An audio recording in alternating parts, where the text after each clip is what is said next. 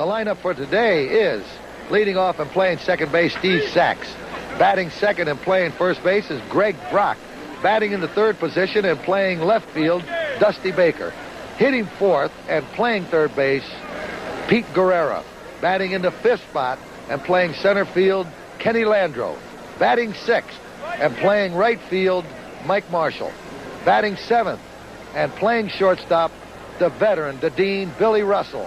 Batting in the eighth spot and doing the catching, Jack Fimple. And the pitcher for today, the right-handed fireballer, Bobby Welsh. Thank you. Here's the way the Phillies will line up on defense. Matthews remains in left field. They give up some defense with Gross in center field, replacing Maddox. And in right field is LeFay, but those two fellas are in there because of their bat. Mike Schmidt will be at third base. DeJesus, and he'll be a little more sure of himself with the artificial surface. He's a shortstop. Joe Morgan will be at second base. Pete Rose is at first base. Bo Diaz is the catcher, and Charlie Hudson is the pitcher. The Philadelphia Phillies taking the field here at Veterans Stadium. And again, we point out two things. First of all, it is not a full house. And secondly, the delay of game. It will take place a couple of minutes from now. However, it was originally to start sometime after 3 p.m. But we had an unfortunate tragedy nearby the ballpark when an oil tanker truck turned over, as we explained at the start of the show. Charlie Hudson, he's a kid who is 0-2. In fact, he made his major league debut the end of May against the Dodgers, and the Dodgers beat him in Dodger Stadium 4-1. He had somewhat of a roller coaster year, even though he's 8-8. Give you an idea, his first 10 starts, he won 2 and lost 3. Then, the end of July through the first week in August, he was red hot. He won 5 straight. And then from August 13th to the end of the season, he won only 1 game in 11 starts. He went 1-5, so you put it all together, and you wind up 8-8. Probably his best game on the 20th of July, he had a no-hitter with 1 out in the 9th inning. And Houston's Craig Reynolds blooped a single to center. He finished with a 3-hitter, 10-3, and he took the win. And basically, he is a simple, orthodox pitcher, huh, Joe? That he is. You're watching him throw his curveball, but his fastball is his best pitch. He throws a cut fastball. He has 2 or 3 variations, according to his pitching coach, Claude Osteen. And the cut fastball is just that he throws it a bit off center, and hopefully in this game we'll show you exactly what they mean when they talk about a cut fastball. He throws it very hard, and it'll be a pitch that'll eat you up if he gets it in the right spot. I think that cut fastball really started with Johnny Sane, and I think Mudcat Grant got the most publicity when he was winning because that's what he was throwing. This kid, what they talk about more than anything, though, I think, Vin, is his temperament. They say he'll have the butterflies, but they'll not affect his arm, and his coach says he can smile. He'll lose the game, and he'll feel badly, but he can leave it here and come back the next day. So here we go. Well, 24-year-old Charlie Hudson will be pitching to Steve Sachs, Greg Brock, and Dusty Baker. A year ago, Hudson was in his home in Dallas watching the championship series on TV. In fact, he said, I didn't expect to reach the big leagues until 1984. And here he is going up against Sachs. Sachs in his sophomore year had a big year, and so far he has enjoyed a reasonably good championship series. 3 for 7 with the bat, although you remember in the first game, after a base hit, he was picked off at first base. And he already said, if I get on, I'm going. So Sachs opening it up. He had 281 during the regular year, and of course he had 56 stolen bases, and that's ball 1. Crowd finding it very difficult to get into the stadium, so we are far from a sellout. Strike.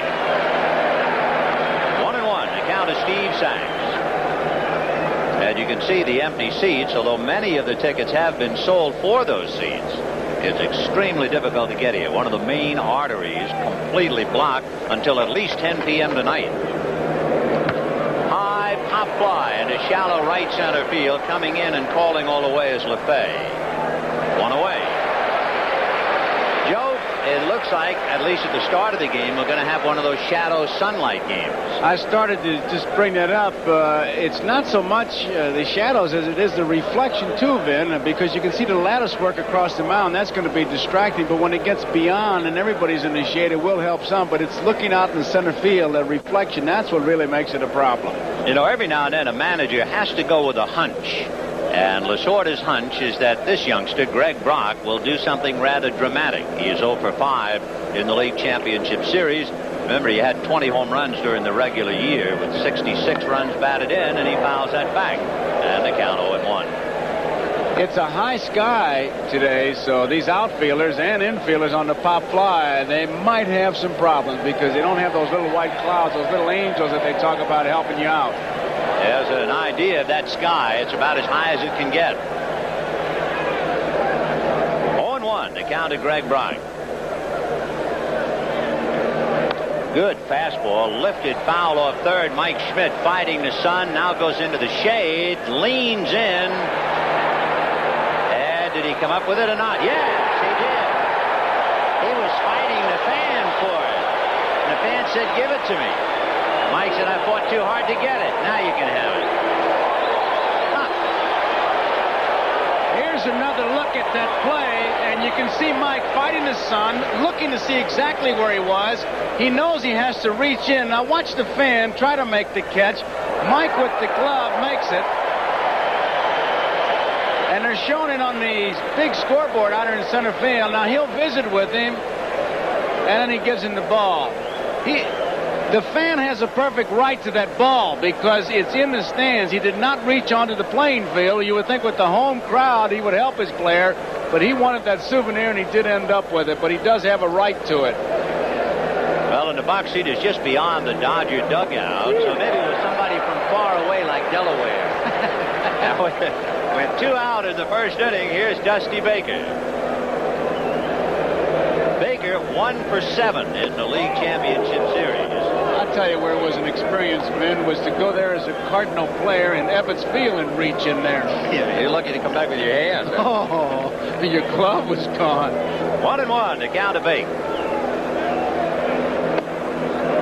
Ball 2, 2-1. Game 3 of the National League Championship Series between the Phillies and the Dodgers. So contrary to the writers, East and West meet, at least in baseball. High slicing fly ball to right. LeFay digging, still coming, and can't get it. The ball bouncing up into the seats for the ground rule double. There's a great example of what the ball will do when it hits that artificial surface. Once he missed it, LeFay gives it a try. Now watch the bounce on this ball. I mean, it just went straight up and into the seats for the ground rule double. So you can see the infielders playing back, and outfielders have to be careful of the ball when it hits that surface. And it probably deprived Dusty Baker of the additional base because with LeFay on his numbers, he figured to go to third on that ball, except it bounced into the stand. So now let's see. Pedro Guerrero, 1 for 5. Remember the 2-run triple the other night. He's also been on base 3 times by walking twice and hit by a pitch. And he slices one high, twisting down the right field line and foul ground and back into the seats out of play. Pete Rose in pursuit. 0-1 to count. Well, if you've been thinking about it, first base is open. Do you kind of widen that strike zone for him, make him chase the bad ball? Hudson came right in with it as if to say, hey, I got good enough stuff to get him. And, of course, again, we point out as we did, Pedro has Landreau hitting back of him today and the other night, as in the first game when Carlin was pitching, he had the rookie Marshall. Guerrero does not walk very much. He had only 3 intentional walks in 1980 and 81. And, of course, now they really handle him with care. The last 2 years, he's had 28 intentional walks. And then, of course, there's that category, the intentional or the unintentional intentional walk, where they just won't give you a strike. 1-1. And he was a little bit late on that. And it was also out of the strike zone. So Guerrero's looking to knock in that run. He knows how important it is to put the crooked numbers on the scoreboard first. And that was not a strike, but he wasn't about to be that particular. 1-2, the count of Pedro Guerrero. Dusty Baker with a ground rule double at second. 2 out in the first inning, no score. So pull up a chair and spend part of the afternoon with us.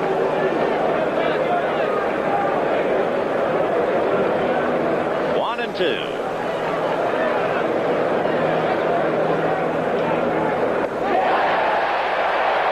Charlie Hudson strikes out Guerrero, leaving Dusty Baker second base. And at the end of half an inning, the Dodgers no runs, one hit, a man left. And the Philadelphia Phillies coming up, Morgan, Rose, and Schmidt. Here's the Philadelphia Philly lineup. Joe Morgan leading off at second base, followed by his buddy Pete Rose at first base, and the big guy Mike Schmidt at third. Joe LaFay will be in the cleanup spot in right field, followed by Gary Matthews in left field.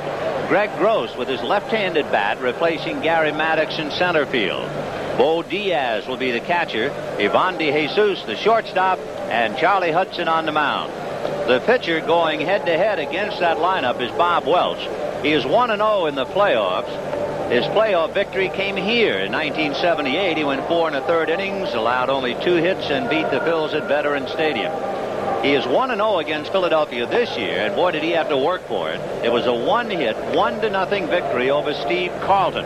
His best game would be that game, the only hit by Von Hayes. The defense is what you've been used to. Baker, Landreau, and Marshall in the outfield.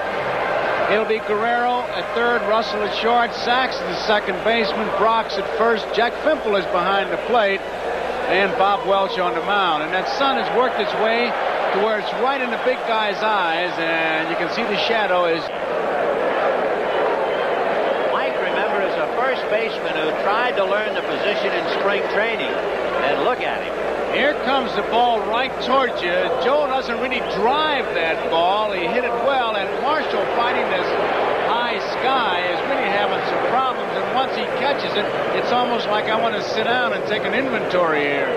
That's not your classic way to catch it, but there is one out. And, of course, the other night, he was fooled by a Morgan fly ball and had to wind up diving for it. Here's Pete Rose.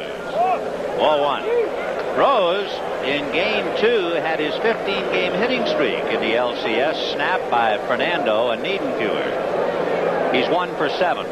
He has a walk, and he had a stolen base. It was a classic steal. Those of us who saw it will never forget it. He stole without a play. So the wily Rose.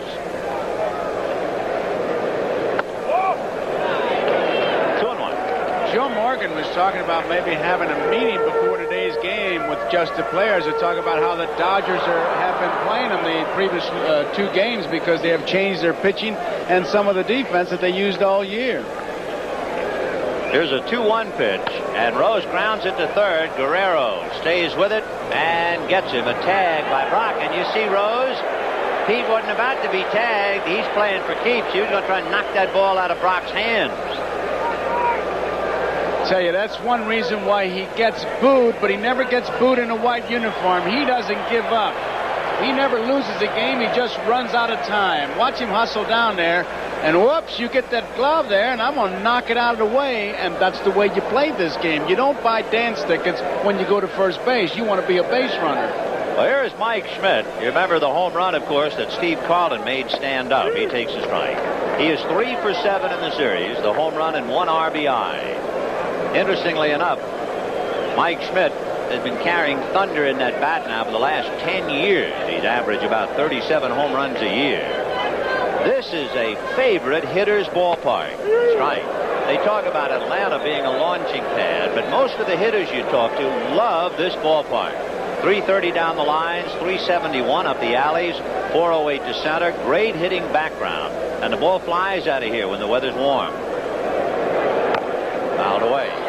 And one other thing that ball players, the hitters, like, there's not a whole lot of foul territory. That ball usually ends up in the stands, which may mean 10, 15 extra swings. You see, and down the lines, forget it once it gets out to the, as you see the indentation. Look how close that is. Yeah, you run out of room immediately.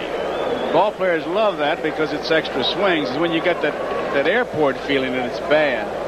0-2 to Mike Schmidt. 2 down. First inning. We are just warming up. First inning, no score. Bob Welch and Charlie Hudson.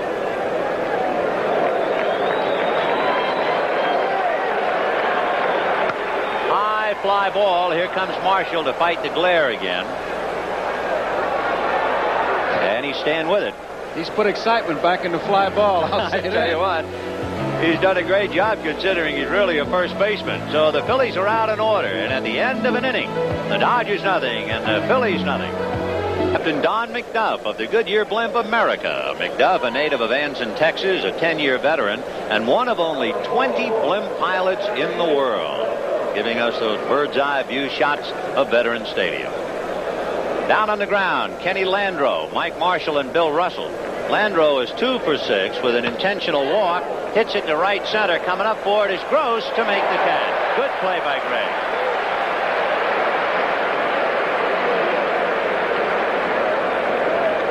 Greg Gross got a jump on it and stayed with it. The ball was just starting to sink. And the batter will be Mike Marshall. Marshall is 0 for 8. Struck out twice in the league championship series. And in 42 at-bats during the regular year, he struck out 19 times against the Phils. Of course, he's that kind of a young hitter. He hit .284, had 17 home runs and 65 RBIs. In a hole 0-2.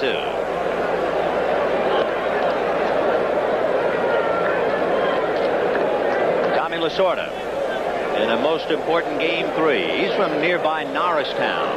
It's almost like coming home here. And down goes Mike.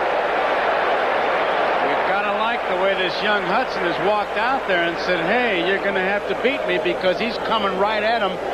Proof being what he did to Guerrero after Baker had doubled, and what he has just done to Marshall. Landreau hits the first pitch, and on 3 pitches he strikes out Marshall. Well, I love the way he went after Guerrero. So here's Russell. Right. Russell with a short stroke. He's the veteran of the ball club, and he is 3 for 6 with a stolen base. For Hudson, his most strikeouts in the game, 9, when he had a 3-hitter against Houston. I'll grant you we have a microphone pretty close, but you can hear that ball pop from up here. There's a one-hopper at Rose. He staggers but stays with it. So Charlie Hudson sets the Dodgers down 1-2-3, picking up his second strikeout along the way. He's retired the last 4 in a row since the fly ball double by Dusty Baker. And at the end of an inning and a half at Veterans Stadium in Philadelphia, the Dodgers nothing and the Phils nothing. For the second inning, no score in the ball game. Just a moment ago, pitching coach Ron Perinoski and trainer Paul Padilla, the inventor of the Mr. Potato Head Award you've heard so much about. Perinoski didn't like the way Bob Welch was warming up. Welch had to leave starts on September the 19th and on the 24th because of a sore hip.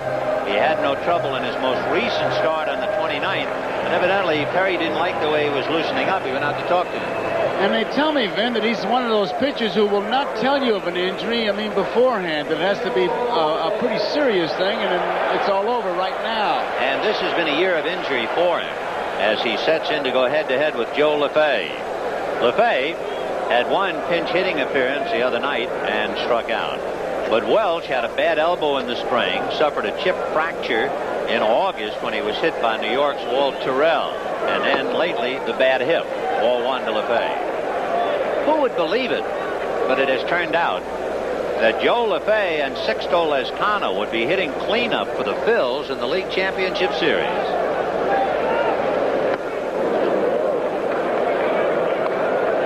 Joe, a very versatile ball player.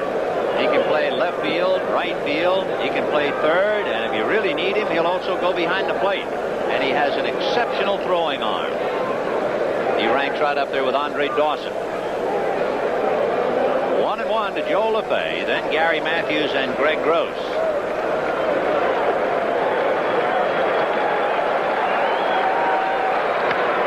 High twisting foul off third. Guerrero coming over to the seats, and this one is way back in and out of play. 1-2. When you watch that Welch pitch, you can see why he impresses you. He's a big guy to begin with, and all those big guys always give you that little extra. And then with his delivery, I can't help but think, I was reading some notes last night, Roger Angel, who could really put the words together, says that Welch throws with an explosive elegance. Yes, it is elegant to watch. It really is. All right. And that's drilled with explosive elegance to deep center. Landreau one-hands it going away. And look at Kenny still fighting that glare. The shades were down, but he had to use his glove to catch the ball, not for shade. This is one of the reasons that both Gross and LaFay are in the lineup, but Landreau able to haul this one down. He battled it all the way, and he wasn't sure even after he caught it. Keep in mind, it's not just a reflection, but there are no clouds up there. And ball players really need some help with those clouds, because when you run after a while, those little floater, those dark spots are all over the place, and sometimes you pick on a floater and that ball will go right over your head. It's a tough high sky. Interesting chain of events as Gary Matthews steps in, ball one. Perinoski didn't like the way Welsh warmed up, and the first hitter takes Landreau 405 feet to haul it in. Matthews 2 for 8, a home run against Fernando, and 1 RBI. Sarge, as they call him, Gary Matthews. He never had less than 58 RBIs in his major league career, but this year he only had 50. One reason the Phils had some troubles. Looked like he might have been trying to go to right field, and the count 2-1.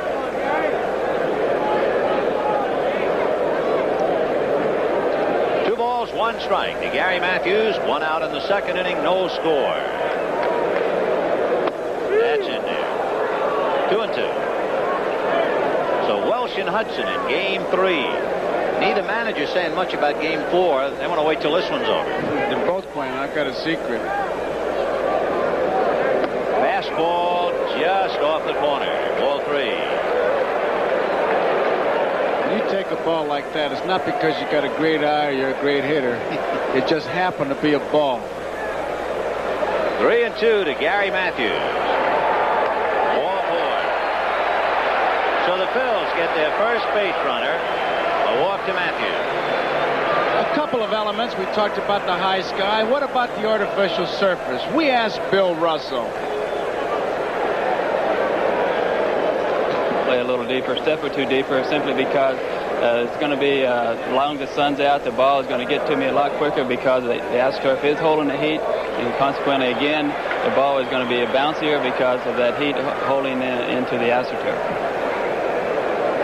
Gary Matthews at first with 1 out in the bottom of the second inning, no score. Indication of what kind of weather we have here in October in Philadelphia when Bill Russell is talking about the heat in the AstroTurf. It is a magnificent day.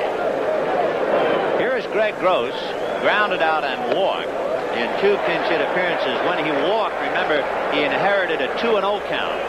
And boy, when you hit 300 and they give you a 2-0 count, you are really playing with house money. Gross batted .302 during the regular year. Matthews at first with 13 stolen bases. So we'll see if they put a play on.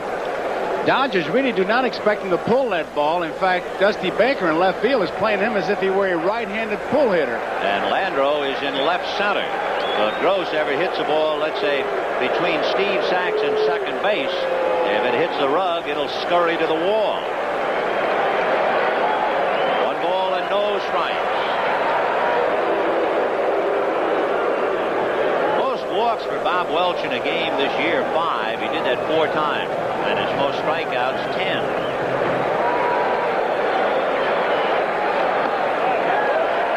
2-0. That's one of the things that Ron Perinoski concerns himself with is Bob Welch throwing over the first base as much as he does. Sometimes Ron says he throws over so much he loses concentration on the batter because he's bearing down so much on that base runner. There's a fine line there for the young pitcher. Jack Bimble trying to set a target for him. And he missed again. So Welch now is 3-0. They are moving around restlessly in the Dodger dugout and in the bullpen. I don't think they like what they see. And I just read Lasorda's lips. And the last part of it was get him out of here. There was also an expletive in there that I won't use. 3-0. And there's ball 4. Think Welch is too long for the game. Alejandro Pena gets up in the Dodger bullpen. So there is Pena, who might or might not have been the starting pitcher. That first one wasn't. Lasorda was hollering something about that first one wasn't. He was talking about the visits to the mound, because if you go out there twice in the same inning and he's gone, he wanted to make sure that that's the first visit that Perinoski is making, because what they're going to do, I'm sure, is try to buy some time And now McSherry is going out to make sure that Padilla and Welsh are talking about it as far as a possibility of an injury. The 2 trips out there and you're gone, and that's why Lasorda was making sure, and now Peranowski goes out there and they're concerned about Welsh. And it looks like he is going to be gone. Yeah, he evidently that hip must be bothering him, and he's gone. When I saw Lasorda, I could read his lips saying, "Get him the dash out of there." And there he goes. After looking at Lasorda all these years, I read him pretty well. Yes, you do. He's pretty upset, Vin. I just wonder if it is an injury, though. And Alejandro Pena will be called in. Now, how many pitches about did Welsh make? We can check. In other words, I'm thinking about him coming back tomorrow, but he is hot. He's gone. He's not staying around for any talk. He made 13 in the first inning. We'll count the ones in the second inning here. He cut to come back if he wins. Okay, Pena says he's ready, and we're going to find out if he really is. Gary Matthews at second. Greg Grode is first. 1 out in the second inning. Bo Diaz 0 for 6 in the series coming up. And if you were the hitter, you'd say, well, I'm going to look for a fastball right here, because all this, he wants to get ahead of me with all that's going on. He'll just want to throw a strike. Let's see. So the Phillies apparently getting a monumental break when Welsh has to come out with a sore hip. 0-1. 1-0. First and second. Matthews, who walked, is at second. Gross, who walked, is at first. And Bo Diaz, who is a pretty good hit-and-run man, among other things, and he has 15 home runs, 64 RBIs. 1 out in the inning. Fouled away. 1-1. Diaz, they tell us, Joe, really thrives on fastballs, as I guess do most hitters, right? That's what you look for. You know, they say he's a good breaking ball hitter. I think they're like Vikings and Shepherds. I hear about them. I never see them. 1-1. The count to Bo Diaz. Breaking ball gets away from Pimple, and the runners move up 90 feet. So the Phillies have Gary Matthews at third, Greg Gross at second, and the count 2-1. And on the message board it says, "Gracias, amigos." Young Pimple, I just wonder if it's the bad hand, because he just did not move on that pitch. He did not shift at all. He tried to backhand the ball, and it cost him. You got those men on base. You got to get that body in front of you, because as a young catcher, they tell you, get your body in front of it. If you can catch the ball with your body in front of it, you're a great catcher. You start reaching out like he did, like he's got a pair of pliers in his hand, you're going to get burned. Well, it's a wild pitch. As you said, Pimple might have at least blocked it. And the count now 2-1 to Bo Diaz. The infield is back, except at the corners. And that's going to go all the way to the backstop. It caroms to Pimple, but he can't hold on to it, and Matthews scores. Going to third is Gross. And it is 1-0 Philadelphia as Christmas comes early to the city of brotherly love. I don't think he was crossed up. He just didn't see it. He threw it right by him. He was looking fastball, and he just went off his glove. They call it a pass ball, and rightly so, because he didn't move. As you can see on the replay, his body didn't move either way. He was looking fastball, and he just threw it right by him. So 2 walks, a change of pitcher, a wild pitch, and a pass ball. It is 1-0 in favor of Philadelphia. And Bo Diaz up there with the count 3-1. And the infield has to come up now with a runner at third. Ground ball foul just over the head of Greg Gross and down the line. 3-2. And this crowd dying to make noise, and they're doing just that. And here's where that artificial surface comes into play. You play your infield in, and your chances of getting one through there are really increased. 3-2 to Diaz with 1 out. Ball 4.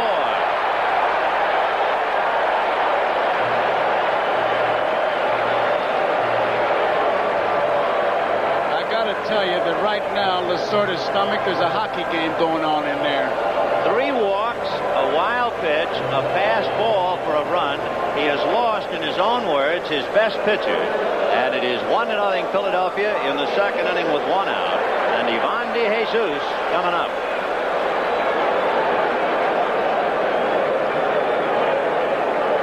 De Jesus 1 for 5 in the series, but he struck out 3 of those 5 at-bats. Ground ball to Guerrero, waits for the hop, then throws to first as the second run scores. I wonder, didn't you think he might have had a play at the plate? He did have a play at the plate. And what he did was look and decide to go to first base. He was not going to get the double play, and I don't know why he gift-wrapped the run for him. Now watch the play. He gets that ball in good shape. He's got him by 20 feet right there. Sure. If he throws a balloon, he's going to get him, but he decides, I'm going to go to first base, and they're not scoring that many runs. It's almost like they're playing with suction cups or off speed, like the game is 75 or 78, and they're playing 33 1/3.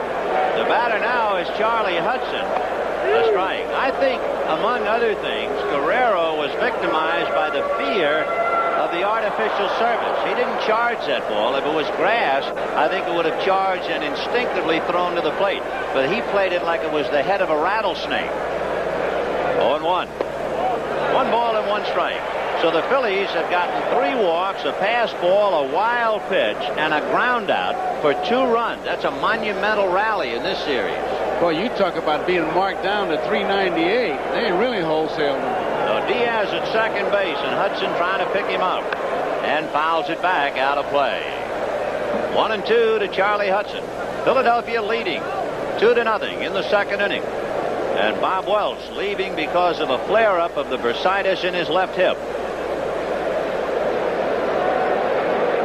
Hudson had 5 hits, but 3 RBIs during the regular year. Waves at it. So the Phillies don't do any hitting, but the Dodgers give them 2. And at the end of 2, Philadelphia 2 and the Dodgers nothing. We'll be right back after these messages from your local station. Here's the play. DeJesus hits the ball to Guerrero. Now Guerrero waits for it from the artificial surface, but it looks like he's going to get grossed by 30 feet, but he decides to go to first base. I just wondered. It looked like he might have a little bit of trouble getting out of the glove, but I still think he could have gotten him by 20 feet. It's interesting. You and I are wondering, why did he go? And I'm speculating on the AstroTurf and the fact that he was afraid of the bounce.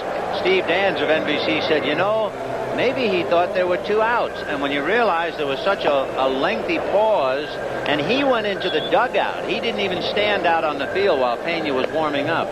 Somehow, inexplicably, perhaps Guerrero thought there were 2 out. Maybe. Well, I hope he doesn't tell Lasorda that. No, he won't. In English or Spanish, he'll keep that quiet. Paul Owens has himself a 2-0 lead, without really doing very much about it. A couple of walks, a wild pitch, a fast ball, and a ground ball. So the Phillies leading, and now it's Jack Pimple, followed by Pena, and then Sachs. Pimple was born about 8 miles from the city of Philadelphia in Darby, Pennsylvania. Fouled away. He didn't play in Game 1. He hit the ball very hard in Game 2. He was robbed of a hit by Mike Schmidt, robbed of a hit on a leaping catch by Joe Morgan, and managed to get a base hit, go 1 for 4 and an RBI. He really was raised in Sacramento. You ought to talk about a 1 in a million. Jack Pimple and Dodger catcher Mike Scioscia were both born in the same hospital in Darby, Pennsylvania. I mean, that's a Guinness Book of Records. Pennsylvania born or no, down you go. I asked Claude Osteen, the pitching coach, about this cut finger fastball or this cut fastball. Well, yes, he does, Joe, and he holds the ball off center a little bit and gets on top of the ball. The hand has to be on top of the ball, and the ball literally comes out in an off-centered position and has very close velocity to the fastball. And by turning maybe more or less, he can get a variation of breaks on that cut fastball, and it's very quick, and the break is at the end of the pitch, which is what the pitcher wants. That's Alejandro Pena hacking away up there 0-2. Pena had a half a dozen hits during the regular year. One of them was a home run in St. Louis. He is a free swinger. He holds the bat down at the knob and just goes for broke. 1-2. It's a Joe Horner school of hitting. Yeah. Hope the ball is where the bat is. Well, he's got his 1 HR. 0-2. promptly bangs it to center for a base hit.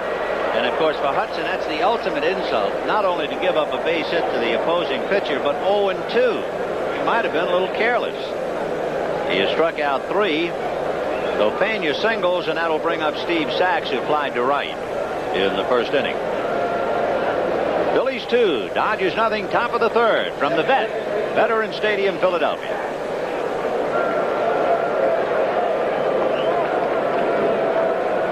Sachs 0 for 1 with the fly ball. Pena disdaining the windbreaker.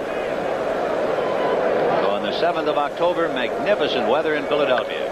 Fly ball, and that's a graveyard in center field for people like Sachs. So Gross puts it away. In his rookie year, Tommy Lasorda and Steve Sachs would pay each other money. Every time Sachs hit a ball in the air, he had to pay Lasorda. And then when he hit a ground ball, Lasorda would give it back to him. He was trying to teach him to beat that ball down on the rug. And for a fellow without power in a leadoff role to hit fly balls when you're playing on artificial surface, that is a crime. 2 down, and here is Greg Brock, who fouled out in the first inning. Lasorda was doing some agonizing whether to play Rick Monday or Greg Brock the other day. He chose Brock. He again elected Brock today. He still has a hunch that Brock's going to do something big for him. 0-1. You usually would not associate the word patience with Lasorda, but in the case of Brock and Marshall, he has shown great patience. Yeah, I know.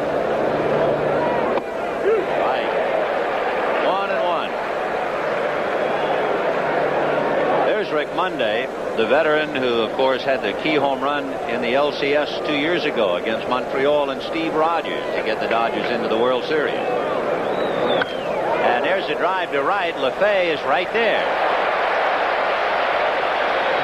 No runs, 1 hit, a single by Alejandro Pena, and 1 man left. The Dodgers have left 2 at the end of 2.5 innings. The Phillies 2, the Dodgers nothing, with Messrs. Morgan, Rose, and Schmidt coming up. Blue Sky leading the Dodgers 2-0 as we go to the bottom of the third inning. Joe Morgan followed by Pete Rose and then Mike Schmidt. They weren't with us in the second inning. Bob Wells was pitching before he even began the inning. The Dodgers were distressed over the way he was warming up. They allowed him to pitch, and Joe LaFay sent Kenny Landreau to the center field fence almost 408 feet away. That was an indication that something was wrong when he then walked Matthews and Gross. And the Dodgers jerked him immediately, and we had a report that his left hip had flared up on him. Pena came in and warmed up, and he wasn't ready, nor was his catcher Jack Pimple, because Pena wild pitched and then had a pass ball for 1 run.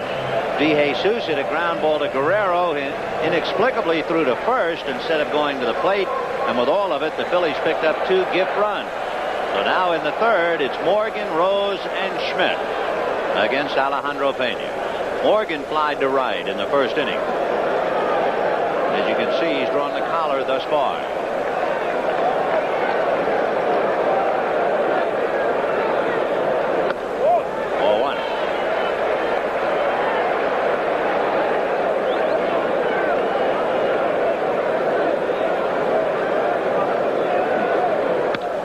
High foul off to the left and way out of play in the seats. 1-1.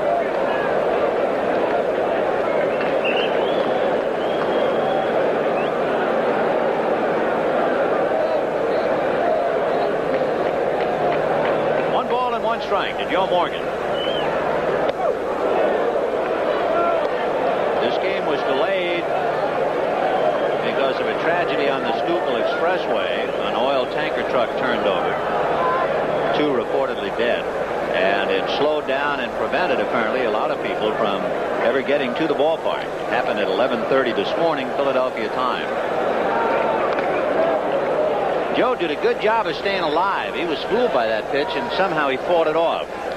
That's exactly what he did. He fought it off. He didn't have that good Morgan swing. It was a breaking ball and took a little bit off of it, and you could just see him just hoping he could get a piece of it and hit it foul so he could stay alive.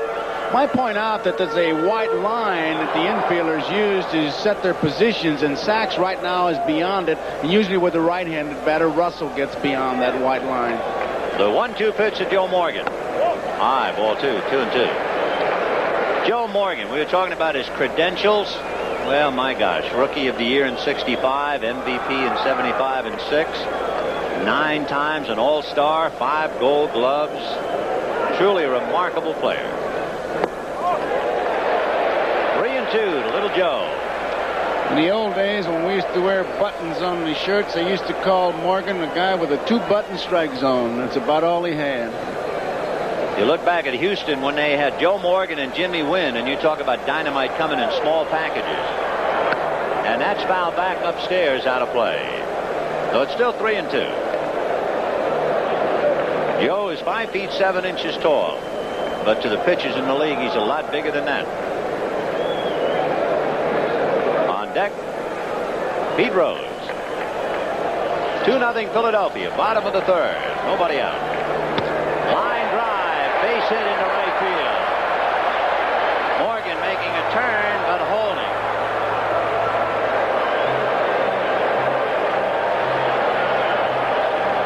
The first Philadelphia hit, and it will bring up Pete Rose. The ball was well hit. Brock at first base gives it a leap. Away he could get it, and Morgan is on, and Rose has a gap to shoot through.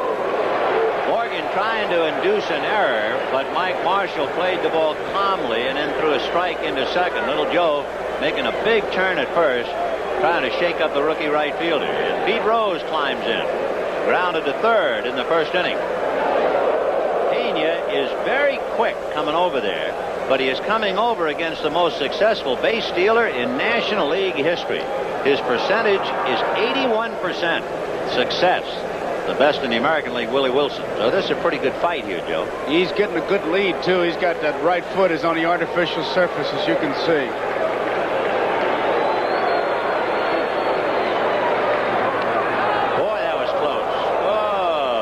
Cut meat that thin, you'll starve to death.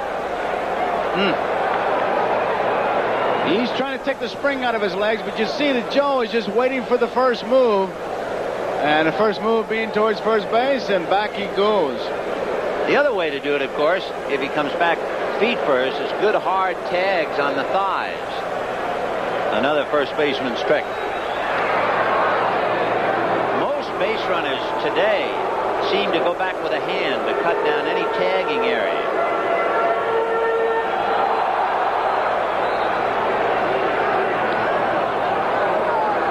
When you watch Pena pitch, the only time he moves quickly is on his move to first. Everything else is a walk in the park to him. 2-0 Philadelphia, bottom of the 3rd.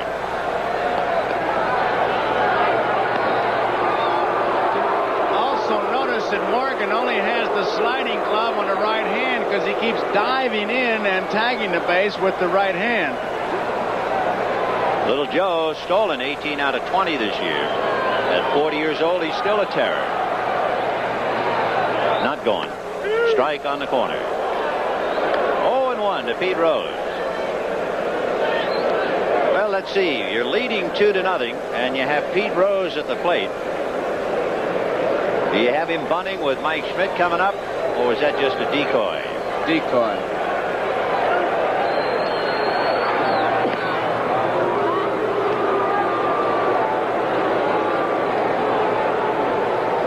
Joe Morgan at first. Rose sacrificed very few times this year. Just once. You remember in the 75 World Series, the big argument with all that hoopla, and Sparky started it about Tiant and his balk move. And the very first chance that Morgan got on, Tiant picked him off, and we had the big balk controversy. Joe can read the pitches well. 0-1. And there's the bunt in the air, foul, and drops untouched. So they had Rose bunting, and the count now 0-2.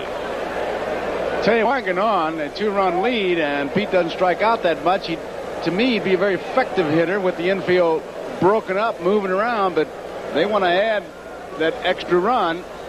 Well, you can understand they've only had 1 run in each game, and it took a home run to get that. So runs have been at a premium. Well, you'd lose Schmidt, that's for sure, but you'd have LaFay up there with men on first and second. 0-2 the count.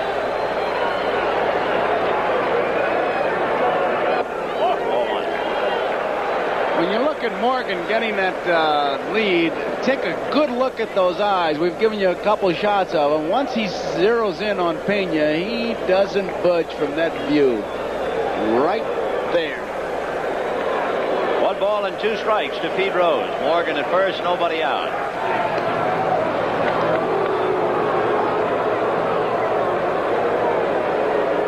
You know, an interesting theory, and I remember Mr. Branch Rickey talking about it. You cannot tag a runner at first if your tag goes into foul ground. In other words, if Brock makes a sweeping tag and the glove goes into foul territory, you can never tag it. Never.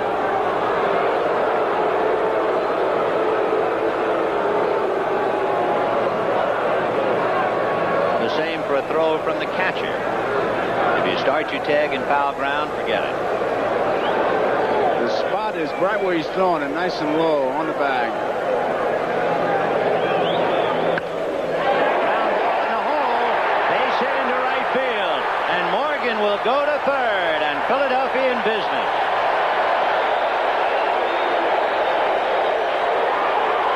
There's the reason, Vin, that I would not have bunted, although I'm certainly not managing it. On this artificial surface, it doesn't take a hard hit ball to get through there. And Pete did not sting that ball, but there was a big gap because Brock has to hold Morgan on. And Morgan, I mean, it's, what 3 hops before it gets to him. Morgan sees it all the way, and once it gets by him, he's headed for third. So Alejandro Pena, who has not been effective at all in his last several starts, has given up a walk, wild pitched, and passed ball to run, and now gives up back-to-back singles with nobody out in the third inning. The Phillies trying to tear it wide open. And Mike Schmidt is the batter with the left hand hitting Joe LaFay on deck, and right-hander Joe Beckwith is throwing in the Dodger bullpen. But make no mistake about it, when Welsh left in the second inning, the Dodgers were really hurting. Ball 1.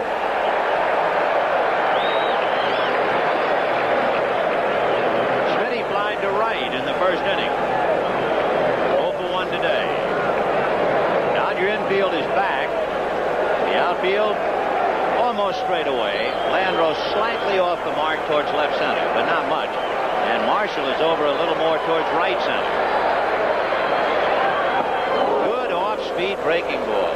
It's obviously a very crucial time at bat for Pena because the Dodgers have to be on their heels after watching the Phillies wholesale those 2 runs in the second inning, and Mike Schmidt has a chance here to light the fuse and just blow them right out of the ballpark. So Schmidt up there with the count 1-1. Morgan down the line from third. Rose held on by Brock at first.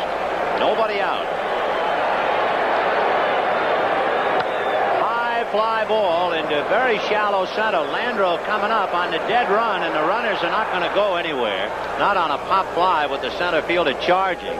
And they made him throw, and Landro actually made a poor throw. He threw it on the fly over Brock's head, and there was really no need to do that. He almost threw it away. Usually a play like that, you just run it in, but sure. Morgan gave him a false start, and he kind of lobbed it. When he did, he threw it over Brock's head, but the Fimple was right there. So with 1 out in the third inning, the batter will be Joe LaFay. Now remember, it was while warming up before the second inning started that the Dodgers showed concern about Welch, and then LaFay sent Kenny Landro 400 feet or more for his long fly ball. If he does it again, he picks up an RBI. So Joe LaFay hitting cleanup. And boy, look at the difference versus left-handers and right-handers. LaFay looking at Dave Briscoe for the moment. 1 out. Fastball missed. Ball 1. After LaFay, the right hand hitting Matthews. Rose and Morgan out on the lines at first and third.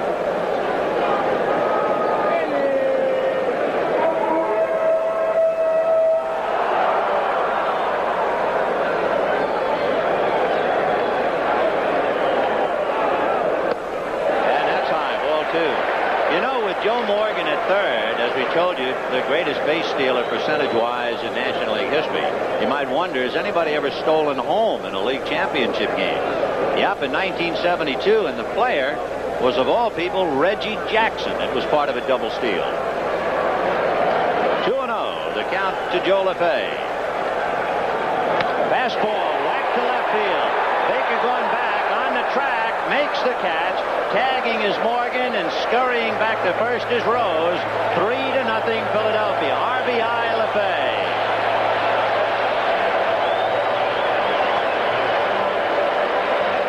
Tell you something, the Phillies couldn't work out here yesterday because they painted new lines and they painted the fence. These Dodger outfielders are going to come up with green backs the way these Phillies have been hitting the Dodger pitching this early in the game. Ball was well hit as we take another look, and there's Dusty right up against the warning track, and boom, there he goes. Hits the wall. Landro did it earlier. So a couple of singles, a pop fly, and then the long fly ball for the run. And here's Gary Matthews, walked in the second inning. Right. Matthews walked, Gross walked, and they took Welch out because of the bad hip. And then Pena wild pitch Matthews to third, and Pimple's pass ball allowed him to score. It's 3-0 Philadelphia, bottom of the third, 2 out. Fastball in on the hands. What a noise that made. Wow. I think that hit our microphone right where it is. Sound like you were cleaning out your closet. 0-2. Fibber McGee's closet. Yeah, right. 0-2 to Gary Matthews. Rose a short lead at first, held on by Brock. But remember, he stole a base. And I mean, he stole it without a throw.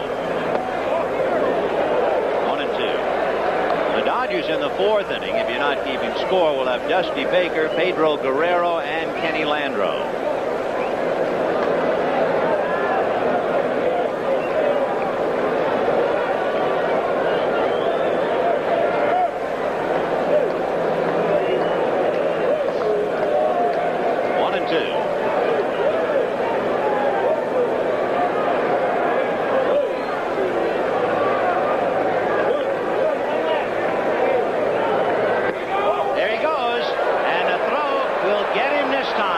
He tried to steal it on Pena, but this time the Dodgers were ready. So Pete Rose is thrown out as Russell visits with Harvey. Take another look.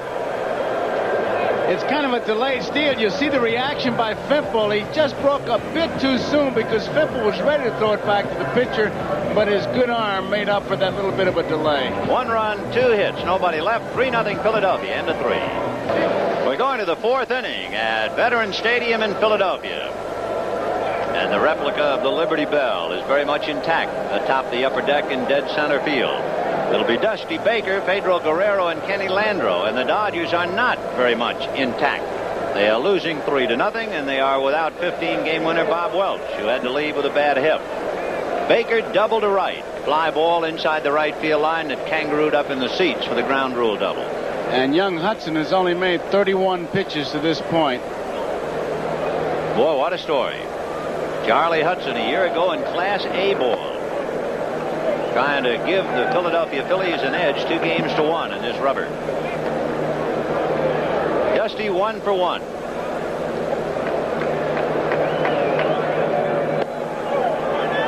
Two and 0. For about the last week, including these 2 games, Baker is hitting about 440. He's been bothered with a severely pulled groin muscle and bad knees. He had knee surgery last year. In there. 2-1. Bo Diaz behind the plate. Rose, Morgan, DeJesus, and Schmidt. And Matthews, Gross, and LeFay. Back of Charlie Hudson.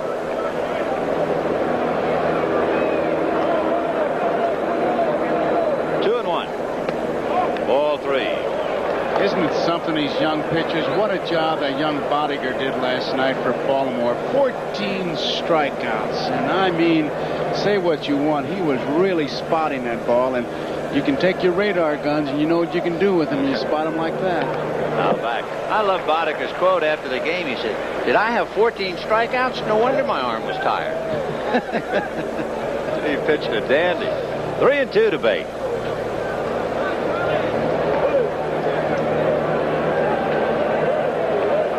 Guerrero, Landro here in the fourth inning. Phillies 3 runs, 2 hits. Dodgers no runs, 2 hits.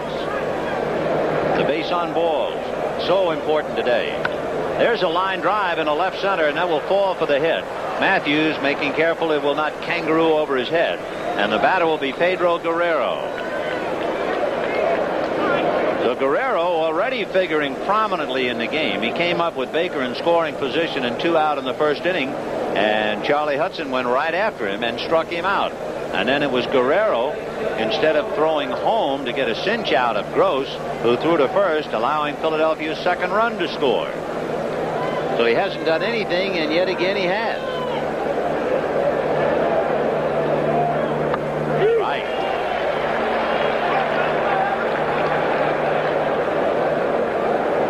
He had a big year against the Phils with 11 RBIs. She's had a big year, period. He has just one hit in the championship series. That was that Flair double to, actually was a triple when it got by Lescano. A 2-run. He didn't hit it hard. 1 ball and 1 strike. Charlie Hudson out of Ennis, Texas. And Dusty Baker held on by Pete Rose.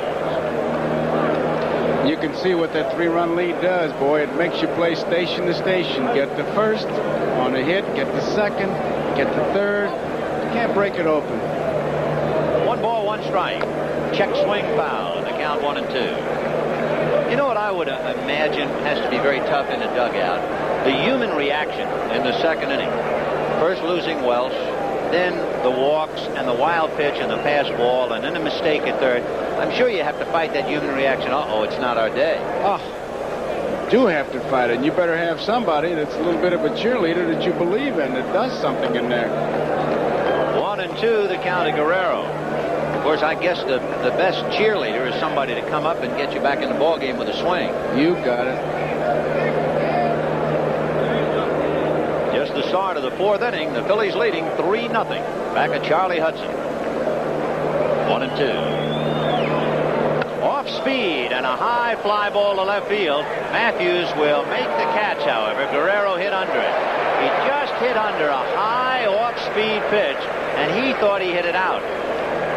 He just got under it. So Guerrero walking back, disappointed and in disgust. Joe Morgan did not throw the ball to Morgan. He's to Hudson. He's out there telling him something, and I'm sure that one of the things he's telling him is, hey, those runs don't come that easy, and if you're going to get beat, don't you be getting beat on that big lollipop, that balloon you just threw. You get beat on some good stuff. Boy, that's what it was. It was a lollipop. And, of course, that's probably maddening if you're the hitter. I mean, you got one that looked like a basketball, and you pop it out. Hey, that's the kind that you call room service for. Here's Landreau. Ball 1. Landreau lined out to center in the second inning. Kenny 0 for 1. He hit it at Greg Gross. He has 17 home runs, a career high this year. All 17 were against right-handers. Fouled away. 1 ball, 1 strike, and 1 out. We're in the 4th inning. Philadelphia 3 and Los Angeles 0.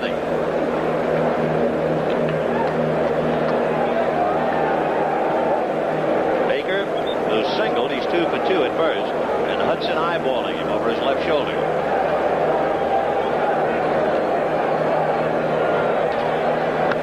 And that's on the hands of foul, and Mike Schmidt trying to run it down. He's there.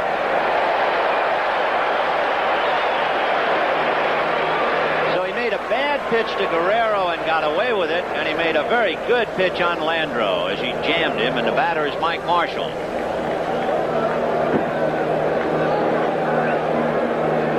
Marshall struck out in the second inning, 0 for 9, and Lasorda has been trying to not motivate but to loosen up Brock and Marshall. He feels that they are tighter than drums, and he keeps pointing out, hey, look at Rose and Morgan, they're not doing anything. But the kids are evidently doing what kids do, trying too hard.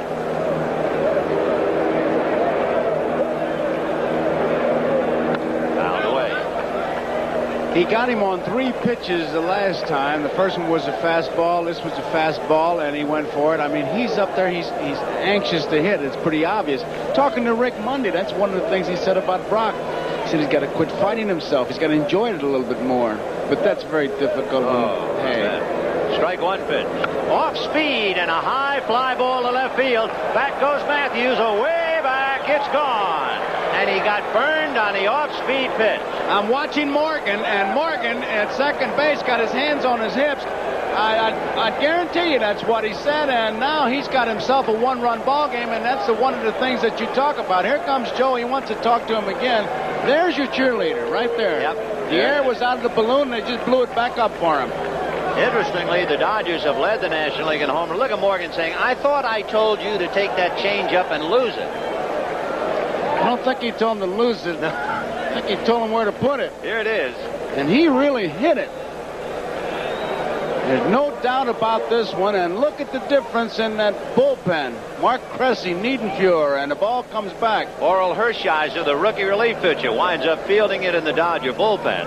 And so with one swing, the Dodgers are back in the game. You know, they've led the National League in home runs 6 of the last 7 years. Led this year. You always think of their pitching. High chopper to Little Joe, and he's going to have to hurry, and he got him. Good play. For the Dodgers in the 4th inning, Charlie Hudson got away with a change up to Guerrero, but he got burned on a change to Marshall. And at the end of 3.5 innings, Philadelphia 3 and the Dodgers 2. There's Center City, the heart of Philadelphia, and the famous Ben Franklin Bridge. And there is suddenly a bridge in the gap here in the 4th inning, where it had been 3-0 Philadelphia. It's now 3-2. Gary Matthews, Greg Gross, and Bo Diaz. And Joe, I got to ask you something. In between pitches, is Pena working on Matthews? 4-1. It's enough for a kid to make a mistake and get away with it, and then to be reminded by Joe Morgan. But how about Bo Diaz calling for the pitch? Well, I have to assume that Hudson did it on his own. I'm not going to blame the catcher, but I do want to go one step farther with that. Ball 2. I'm surprised that Diaz didn't go out himself after Guerrero and said, hey, if you're going to throw that thing, you bounce it up there. Don't be throwing it up in his eyes. And until you can ask the question, did he call it? Did he change up on his own? He's got the ball, so you have to put some of the blame on him, but you got to hang some of the donkey on Diaz, too. Being consoled, sitting just to the right of him, is John Denny in the Philadelphia dugout. There's John, 19-game winner during the year, might be the Cy Young winner. 2-0, the count of Gary Matthews. And ball 3, so Pena on the wild side. He has already walked 1, given up a wild pitch, and 2 hits and a run.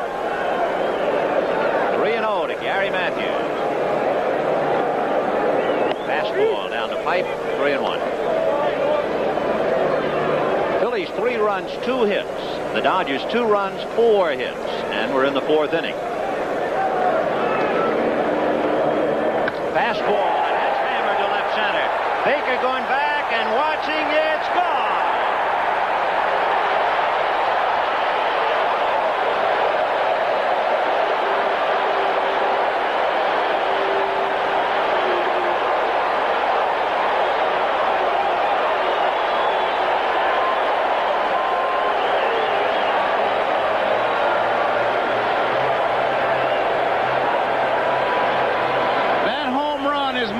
Just a home run, and when Gary hit it, he knew it. He's going to watch it, and he's going to make that lovely trip when he knows it's out of the ballpark.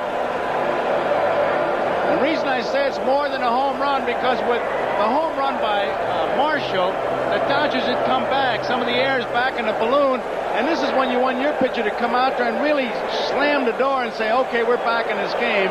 But Matthews says, oh, no, and he comes back with that boomer, and the momentum is on the first base side again. Here's Greg Gross for a strike, and, of course, for Gary Matthews, that's his 2nd home run in League Championship Series. He hit one the other night against Valenzuela. Rick Honeycutt standing up in the Dodger bullpen. Pena is due to bat 2nd when the Dodgers hit in the 5th, and he has not been impressive at all. And Paul Owens has seen his club jump out to a 3-0 lead. The Dodgers close to 3-2, and now Matthews open it up again to 4-2.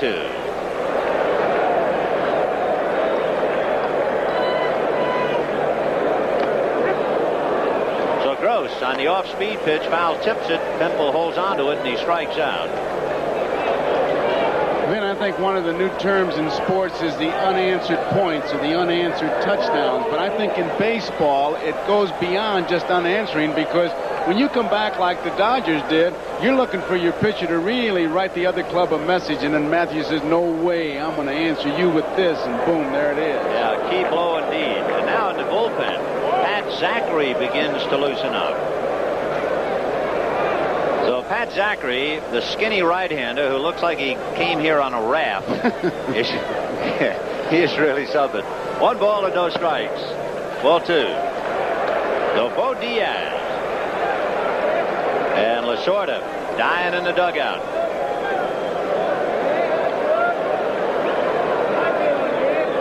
Four to 2 filled. Bottom of the 4th. Almost got him with that pitch. So Pena is wild, and he's behind 3-0, and they might let Diaz swing. 15 home runs during the regular year, and a wild pitcher perhaps trying to groove one. I tell you, if you're Fimple, you better call this pitch, assuming that he's going to swing. 3-0. Yep. Fouled it back. 3-1 to count to Bo Diaz. By the way, during the regular year, Matthews had 10 home runs. 10. And he has hit 2 and a couple of ticks of the clock. 3-1 to count to Diaz with DeJesus on deck. Fastball. Part of that confusion with this Phillies club when Mike Schmidt spoke out was Gary Matthews, and Mike was very blunt about it. He said Matthews wants to play every day. Maddox wants to play every day. Gross and LaFay, they're part-time players, and they're happy in that role, and they're playing every day. So we don't know what's going on. They got to straighten out, and here they are. Here they are indeed, leading 4-2 in the 4th inning. Fastball grounded to third. Guerrero with a long throw to Brock. 2 down. The batter will be the shortstop, Ivan DeJesus, who grounded to third in the 2nd inning.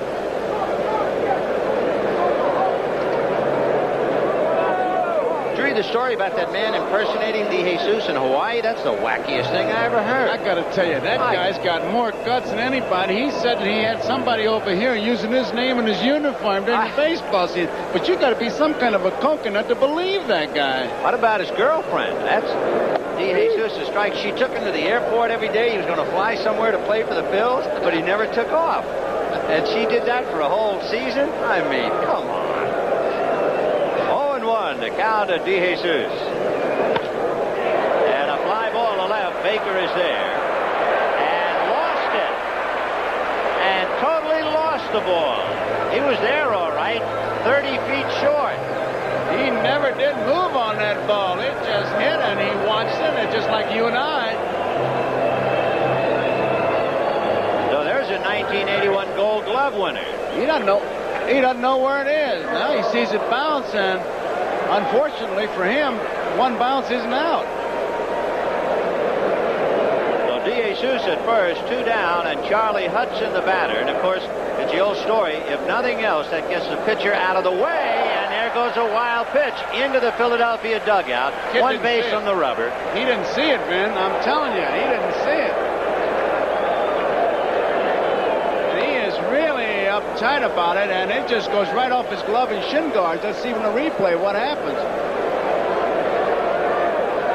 It would hit the dirt. They're going to give him a wild pitch, but he really got down there late. I don't think he saw it. Pena is charged with 2 wild pitches and a pass ball against Pimple. Pena has given up 2 of the 4 runs. And they count 2-0 to Charlie Hudson. Did you do that thing already about this game may not be rebroadcast? You know, I don't remember. Did I do that already? Yes, I did. Because I was going to give them permission if they wanted to have it.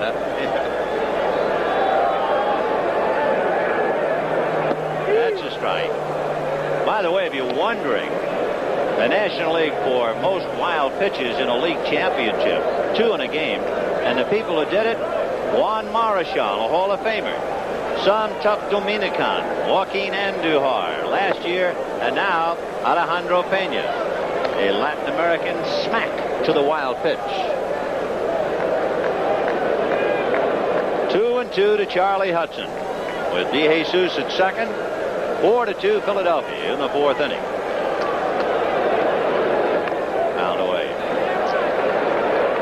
it's just me, but even with men on now, they're all catching one hand, catching the ball down and reaching, and it's not just Fimple, it's everybody. I watched the great Carlton Fisk last night, and I'm saying I don't remember him doing it that much. Really? Got him. Fimple is trying to protect that fractured hand, at least with the pitcher up there. However, 1 run, 2 hits. DeJesus left at second base at the end of 4-2 Philadelphia. We'll be right back after these messages from your local station. The Philadelphia skyline with a magnificent blue backdrop. Boy, what a day. You could set this one in your ring. Temperatures in the 70s and you can see forever. And all the way down into Veterans Stadium, and here we are. Joe, at least one thing about this ball game, it's a departure from the overpowering pitching we had seen in the first 2 games. It is. I mean, everything is an adventure. Fly balls, wild pitches, and it makes for exciting baseball. I like this. I love the low-scoring games, but this is more exciting. Yeah, and of course, a guy like Pena in 170-some-odd regular season innings, only 2 wild pitches. He's aimed that much in the last 2 innings, so the pressure is here as well. Well, he's made it tough, on the catcher because of the, I think, looking at that ball, just trying to pick it up. It's just not ideal conditions. There's Alejandro, and he's going to go out for a hitter, so his day is done. Rafael Landistoi is in the on-deck circle. The lights are on, but just looking at your screen, you can see they have not taken any effect. There are slivers of sunlight scattered in an arc from left field to the right field corner. And there's a crescent of sunlight in straightaway center, but the rest of the field is all in shade. And yet, with such a bright sky, the lights have not taken effect at all. Fimple, followed by Landistoi and then Sachs. Ground ball down to DeJesus. 1 away.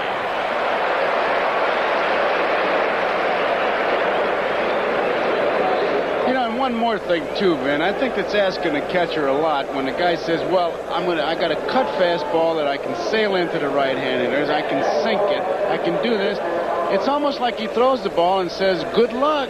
You're on your own." I mean, it used to be a fastball was a fastball, and I don't say you can have signals for everything, but when they start making moves on their own, it does make it a bit tough. Well, I'm sure as we look at Rick Honeycutt, the left-hander throwing in the Dodger bullpen. 4 runs, 4 hits for the Phils, including a home run by Gary Matthews. 2 runs, 4 hits for the Dodgers, including a double by Baker and a 2-run home run by Marshall. And here is Landistoi, a switch hitter. A chopper to the right side. Nice play by Joe Morgan to get him. And with that little motorman's glove that he wears, he made quite a play on that ball. Ball gets out there in a hurry on this artificial surface, and little Joe is there. He gets it on that little short hop, and once he had it, easy out. 5 gold gloves to little Joe in his career. Here's proof of the reason why. Covered a lot of ground. So with 2 down in the 5th inning, Steve Sachs will be the batter, followed by Greg Brock.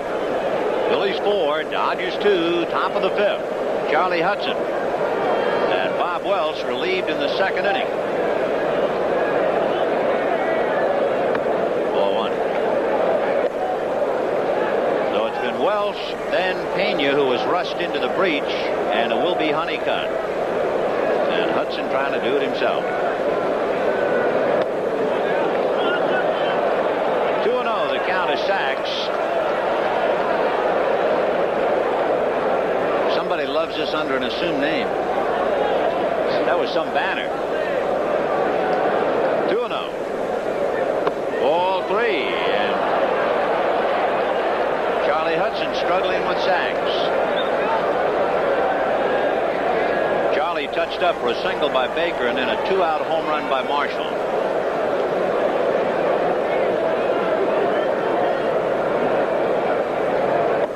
Right. 3-1. Sachs checking with a Malfitano. See whether he's hitting or taking. In the old days, he'd be taken, but who knows? All bets are off. But with Brock's power on deck, that might be a factor considered indeed by Lasorda. He'd take for me if I were managing. 3-1. So they get a break. And Greg Brock will be coming up. Brock fouled out. Remember when Mike Schmidt leaned into the stands to make a fine play? And he hit the ball hard in the third inning, but lined out to Joe LaFay. So Brock is 0 for 2. For Hudson, that's the first pass, first walk he has given up. Sachs is over talking to Mota. I just wonder if he's thinking, hey, I could steal on this guy and all that, but you got to tie and run at the plate. He's liable to take one swing and tie it up for you, and I'm sure that's what Mota is telling him. Brock with 20 home runs. But they really turned off the faucet on him. He had not hit a home run since September the 7th. Ball 1. The Phillies completely tied up Brock during the regular year. He hit less than 120. But again, you have to remember, there's a kid hitter, there's a kid pitcher. Diaz is trying to babysit him through it. They're playing Brock to pull the ball. Rose has to hold Sachs at first base, so there's a big gap there. Everything indicates that Sachs will stay there to give the hold to Brock. To maybe give him a ball that he can pull and maybe hit it out of here because they're swung way around. And Morgan is beyond the skin line, so he's playing a deep second base.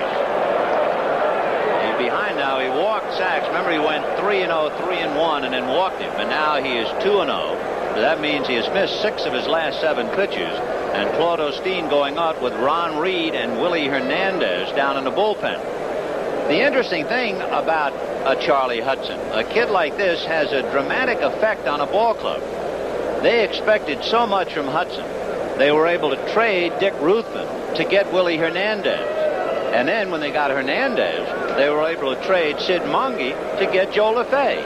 And all of that is because of Charlie Hudson's youthful prowess, as you see Reed and Hernandez in the pen. Mechanically, what Osteen looks for is the kick of that left leg, if the back leg, the right leg rather, if he slings it and doesn't bend the knee, he's too far out in front. He's got a point that he watches. 2-0, and Brock could be swinging here. But he looks at his strike. Brock is an extremely selective hitter. He could have had a green light and still didn't want the location. It's not where he wanted to drive it. Sachs goes. Pitch in the dirt. The throw is very high. So, Joe, I think you were right when you said Sachs talked to Mota about can he have permission to steal. He had to have it because he runs all the time. Here's the motion. Watch that back leg now. If he just slings it without bending the knee, no, he's got it bent, so he did all right on that one. The throw is high. Sachs is in easily.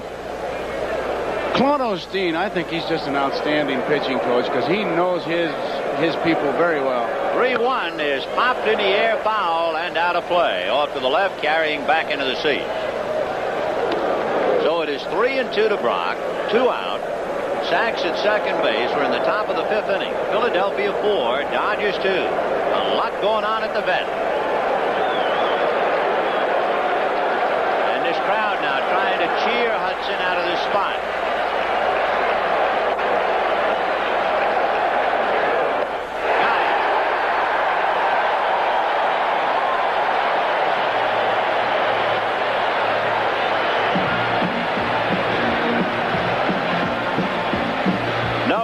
No hit. Sachs left at second base. And at the end of 4.5 innings, the Phillies 4 and the Dodgers 2. Overhead shot of the Franklin Institute here in Philadelphia. Franklin Parkway. Magnificent fountain square there. Actually, the circle.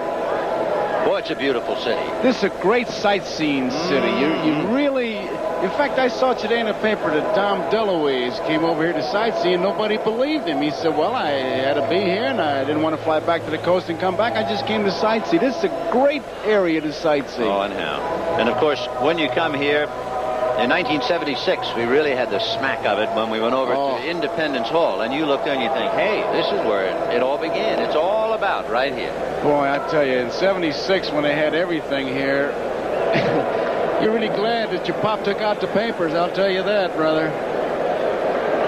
Well, here is Rick Honeycutt. He is the 3rd Dodger pitcher, a record of 2 and 3.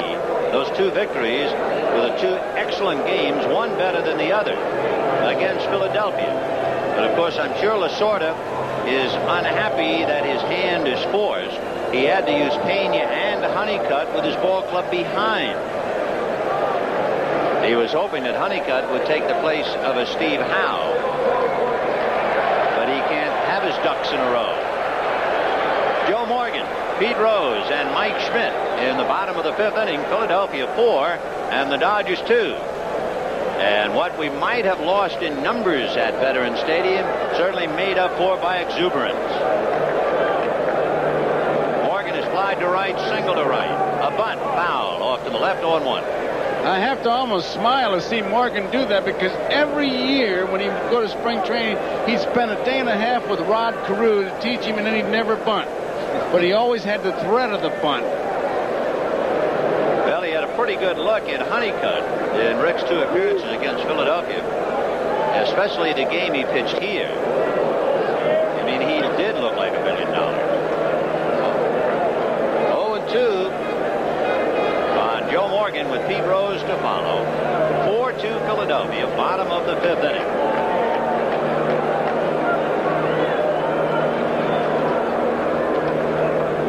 Breaking ball missed, 1-2. Here's Rose, and the number 3 hitter in the inning will be Mike Schmidt. High fly ball to center. Landreau is there.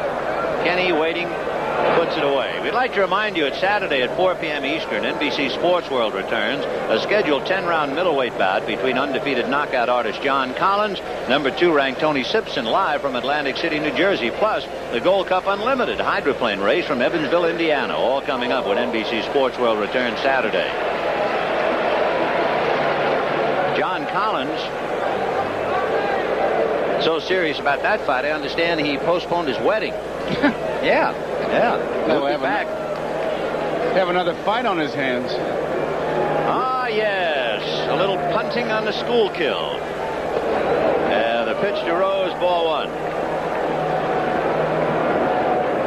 They have some great rowing clubs. No, not punting. 1-0 to count to Rose. Ball 2. I believe just the guys in the truck that didn't know. That's right.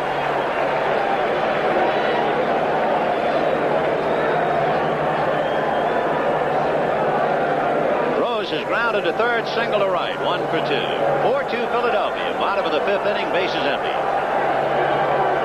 High chopper, going to be a tough play. Guerrero will let Russell wait for the bounce, and that's the end of it. How do you play that ball? It's a base hit for Rose, and you talk about a guy taking off. He saw base hit. He comes out with enthusiasm. Watch him hustle down there. Remember Jim Murray talking about lots of ball players have a little boy in them. They won't let him out. Pete Rose lets his out, I'll tell you. Look at this. That ball just bounces right over Russell's head. Rose has a closet full, a collection of base hits in his career. And now he has 2 hits today. He's had 1,158 multiple hit games in his career. I mean, there's nobody close. They're remarkable stats. Multiple hit game. Woo. Schmidt is flied to right, flied to center. 0 for 2.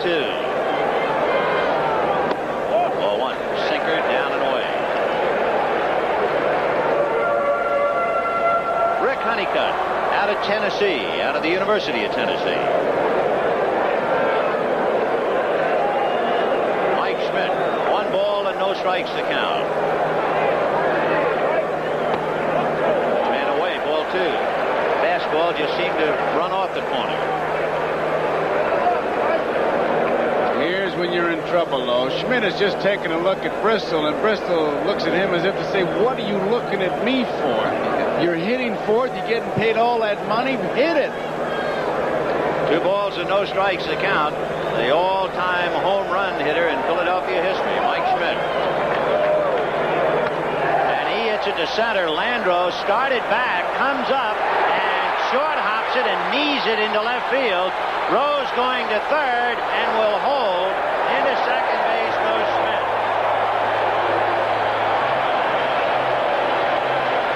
Landreau thought the ball, first of all, was hit harder than it was. He leaned back, then tried to catch up to it. And then he was afraid it would bounce over him. He had just seen what happened to Russell, hit his knee, and very alertly he finally picks it up and fires it into third. There's a different angle. He really didn't know where it went, saw it in the air, and away he goes, and he has a little trouble picking it up. So with runners at second and third and one out, Sixto Lezcano is now going to bat for Joe LaFay with first base open. And Gary Matthews on deck. And of course the chances are the Dodgers are going to put Lezcano on. We'll see. It's a double for Mike Schmidt all the way.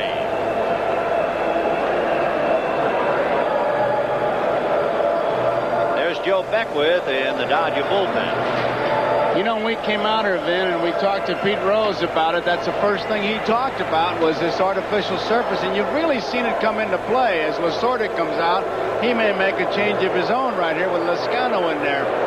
It's not only that you play back, you're so leery of the bounces, and you're so afraid it's going to bounce over your head that you really, you're shooting it with a scared stick. You're like just laying back. That's the best way you can put it. So Honeycutt has to feel very unlucky. Rose kills a couple of worms in front of home plate, and that's a base hit. And then Schmidt's fly ball to center, slightly misplayed by Landreau, goes for a double. And in the box score, of course, the old story, they all look like line drives. So Honeycutt gives up 2 hits. And with runners at second and third, Lasorda talking to plate umpire John McSherry. With Lezcano and Matthews back-to-back right-hand batters, you just heard him say Beckwith. So Joe Beckwith will be called in, and Honeycutt, with tough luck, goes trotting out. Those are some of the great conversations on a mound when a manager is trying to buy some time. I mean, I've literally heard managers say to the umpire, well, what would you do? You get paid for that. They're just buying time. But he's made his change. Beckwith is coming in. It is written in the cards for the Los Angeles Dodgers. The cards read this way.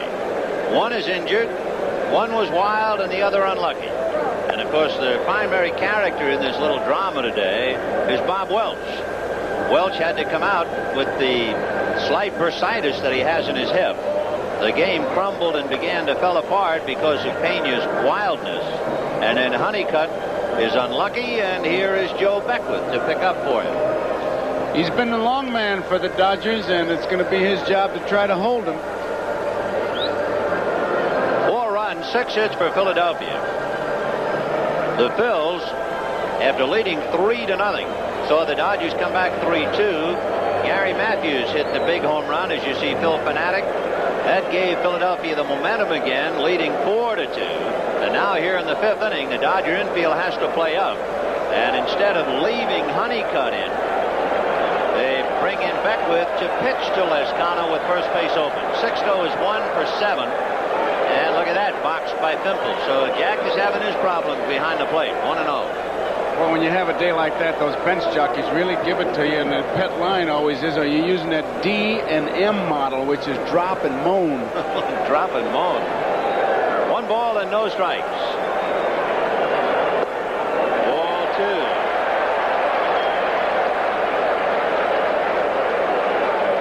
At second base, Mike Schmidt. At third, Pete Rose. 1 out. 5th inning, 4-2 Philadelphia. Bill's trying to break it open here.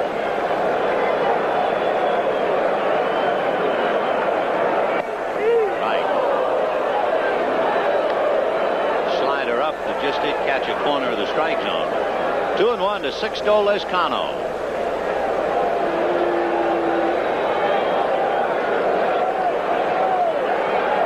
Lezcano batting for LaFay.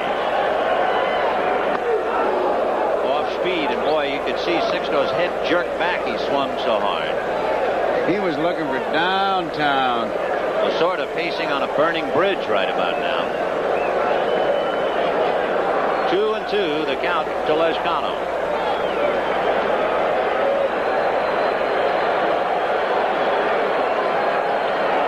Got it. So Sixto strikes out. So much for all that strategy. And the batter now will be Gary Matthews.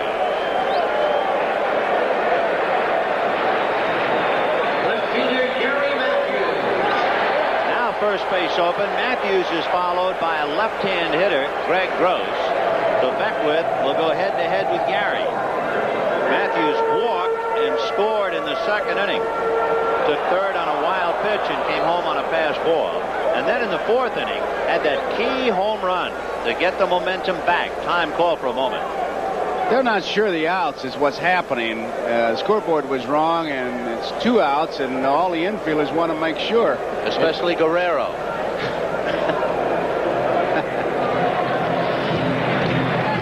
Looking at her husband. This is Gary Matthews, huh? Has to be, I guess. So second and third. Ball 1.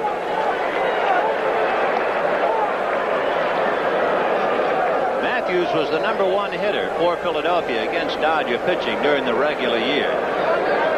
Hitting .342, and he's .333 in the league championship series against the Dodgers with 2 home runs. And he hammers it to right center, and that's going to be in there, and he'll get 2 runs home. And it is 6-2 Philadelphia.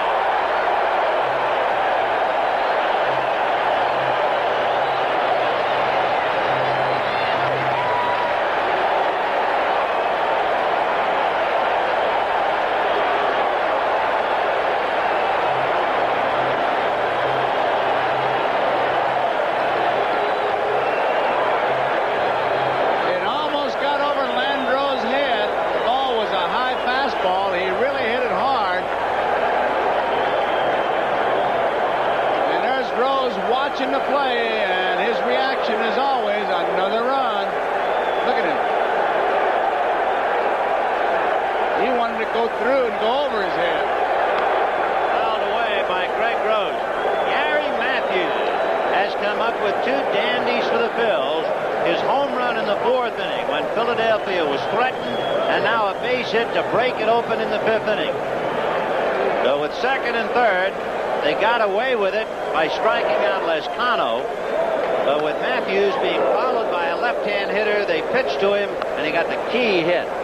And I'm sure Lasorda will be second-guessed, but I'm going to go on record right now that I think if I had Beckwith out there, I'd rather have him pitching to Matthews than I would to Gross, because Matthews is a free swinger. Gross is one of those hunt and peck guys. You're a tough guy to strike out. He'll get the bat on the ball. Matthews, a moment ago, they had a quick shot of Lasorda. That's popped in the air, foul, and out of play. And Lasorda was furious and said that blankety-blank pitch. So apparently the pitch that Beckwith made to Matthews is what really ticked Tommy off. It was up. You can't pitch him. He's a dead high fastball hitter. That's the scouting report. Even the 2 guys that worked for Custer knew that. Well, that's what he got. A high fastball. And it is 6-2 Philadelphia in the 5th inning. And Lasorda fit to be tied. And Matthews goes on a pitch out. Pimple high. He's safe.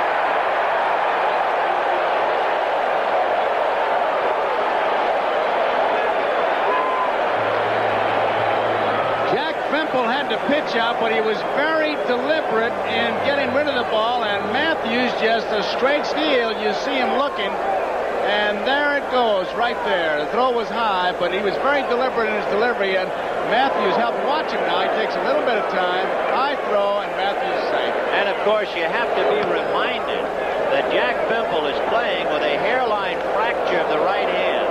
His ring finger and his little finger taped together. Look at all the bandage around his hand, and you wonder why he's deliberate. It takes him that long just to grip the ball. That's right. I mean, he's playing with the bad hand. He's got to make sure he gets a good grip on it, and then that's why he makes the high throw, and that's why he is deliberate.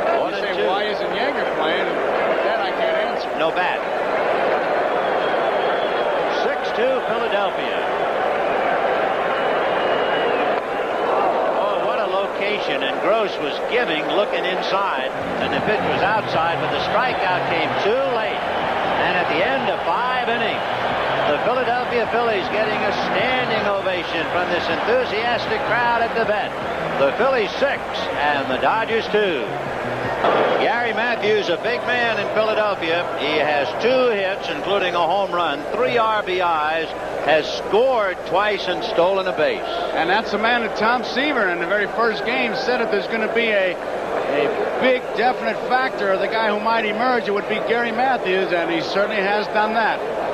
Meanwhile, Philly Fanatic putting on a show with an aide in front of the Dodger dugout. Needless to say, spirits are high in Philadelphia. The Phillies led 3-0. The Dodgers came back with 2. And now Philadelphia has broken it open 6-2. And it's Baker, Guerrero, and Landro in the 6th inning. Right.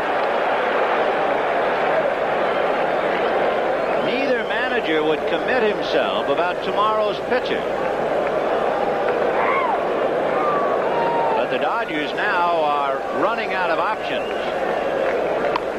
Little foul off first. Rose trying to run it down, but it's in the seats.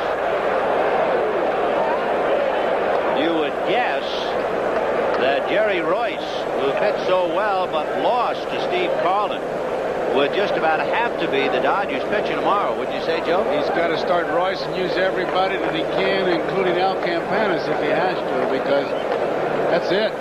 And he can't come back with Valenzuela. He made too many pitches. You would have to save him if there be a Sunday. High fly ball to straightaway center. Greg Gross is there. One away. By the way, Sixto Lezcano, who batted for Joe LeFay, stayed in the game in right field. So the outfield is Matthews, Gross, and Lezcano. One down, and Pedro Guerrero, the batter. Guerrero struck out and flied to left, 0 for 2. What's important is he struck out with a runner at second. Fouled away. And then when Hudson made that big off-speed pitch, he just hit under it and flied to left. But having been given a reprieve, Charlie made another off-speed pitch to Marshall, and Marshall hit it into the Dodger bullpen. That's really the only noise the Dodgers have made today in the 4th inning. So Hudson pitching it dandy. 0-2. 6 runs, 7 hits for Philadelphia. 2 runs, 4 hits for the Dodgers.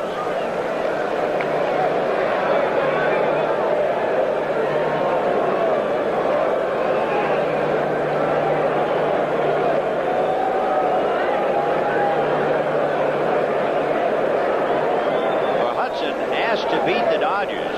5 of his 8 victories this year were against Eastern rivals Pittsburgh and Montreal. So he saved his best to beat the teams they had to beat, Pittsburgh and Montreal.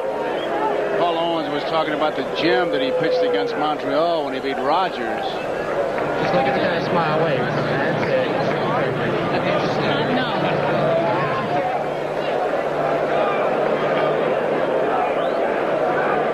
Don't look at me. I didn't call for that shot. 0-2 the count to Pedro Guerrero.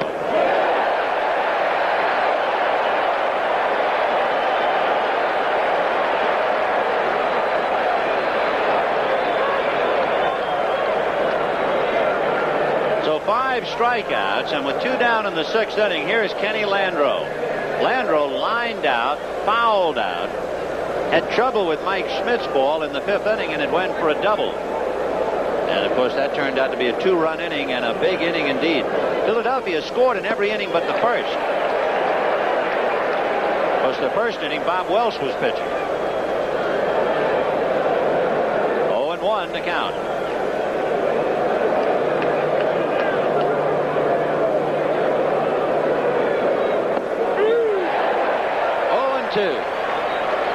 Got a 4-run lead, and he smells it like a real thoroughbred, and he's coming down the stretch hard.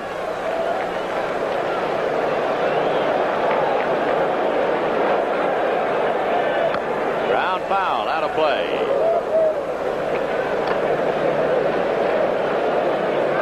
For Hudson, his only victory after August 8th was a big one. It was a complete game 4-hitter in Montreal on the 22nd of September.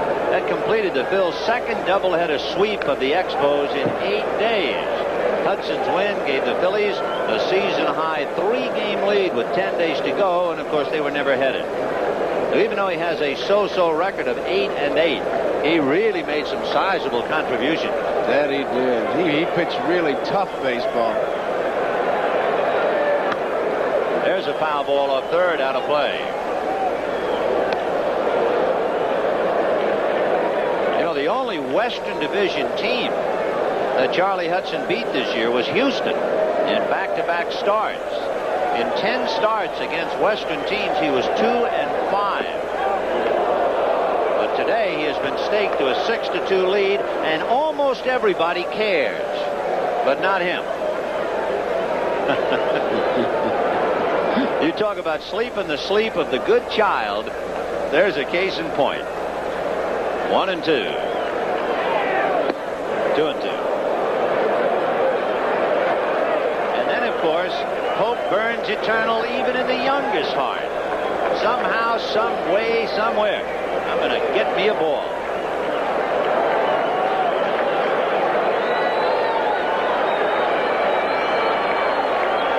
To Landro. A one-hopper bang to DeJesus. High throw. He's off the bag. He had to back up on the ball, DeJesus did, and having to do that, he knew he had to get extra on the throw and just made a high throw. Here's the throw, and Pete up, and Landro just does beat him. Good call by Lee Wire. Here's the other angle on it. Looks like he had plenty of time. Just got it high. If you're wondering about Rose, he's 5'11". It's just that he is so stocky. He's at 203 pounds. You might not think he's that tall. All right, here's Marshall. Struck out and homered. An error charged to DeJesus. Fouled away. 1-1. You remember in the fourth inning, after Hudson got away with the off-speed pitch to Guerrero, Marshall burned him. It is 6-2 Philadelphia, top of the sixth. And the Phillies are keeping an eye on Charlie Hudson. They have their bullpen active again. Ron Reed been throwing down there.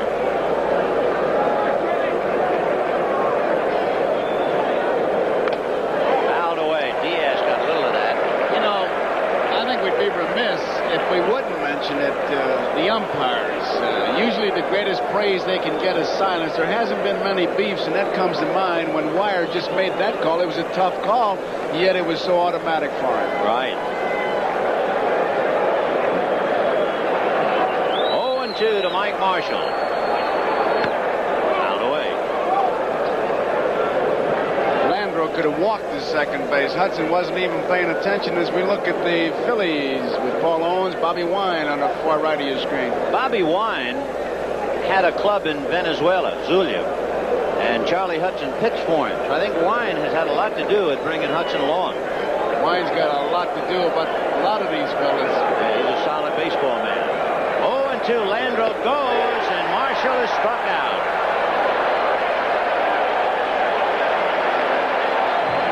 6 strikeouts for Charlie Hudson.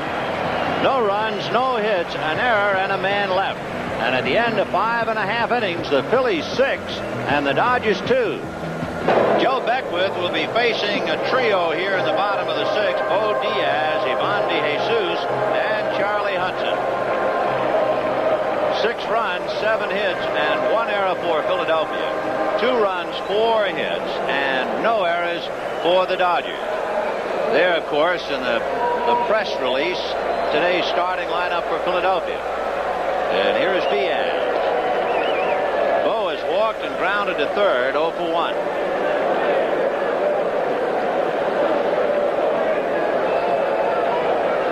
Beckwith is the 4th Dodger pitcher. Welsh, Pena, Honeycutt, and Beckwith. So first a breaking ball and a low fastball, and he has to count his way 0-2. You have a feeling, however, that the momentum and that the entire situation is very much in the hands of Philadelphia. It's as if the Dodgers don't have much to say about it as Diaz strikes out. One reason, the fact that Charlie Hudson, outside of the home run by Marshall, has not been in any real trouble all day.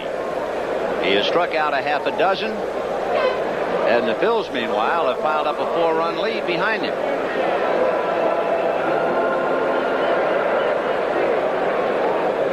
DeJesus grounded to third, single to left. He's 1 for 2.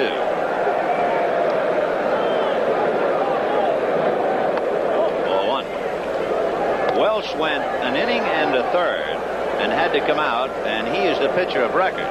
Then Pena 2 2/3, Honeycutt a third of an inning, and Beckwith. And each of the preceding Dodger pitchers have been charged with 2 runs. Welsh, Pena, and Honeycutt. And the big man has to be Gary Matthews with a walk, a home run, and a 2-run single. Jerry Crawford, the third base umpire, picked up the foul ball and didn't throw it in the stands, and he heard about it. 1 ball and 1 strike. The count to DeJesus. Foul tipped that fastball. Fimple holding on to it. 1-2. I tell you, that Beckwith looks like he's got real good stuff today. Is a very easy delivery. Of course, he's a fellow who fought his way back from nowhere. He's just thankful to be pitching. He suffered a strange injury pitching in spring training. His head snapped like whiplash, and he had a detached retina, and it looked like he was finished. And then he was able to bide his time, take the proper medication, do what they told him to do. The eye eventually. That's Yvette DeJesus.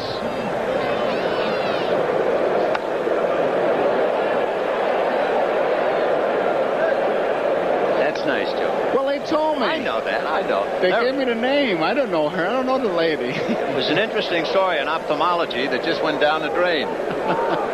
2-2. The count to DeJesus. 1 out in the 6th inning. 6-2 Philadelphia. Popped in the air and angling back is Brock with Sachs behind him, and it'll be Brock. So 2 down in the 6th inning. Joe, I'll tell you after, okay?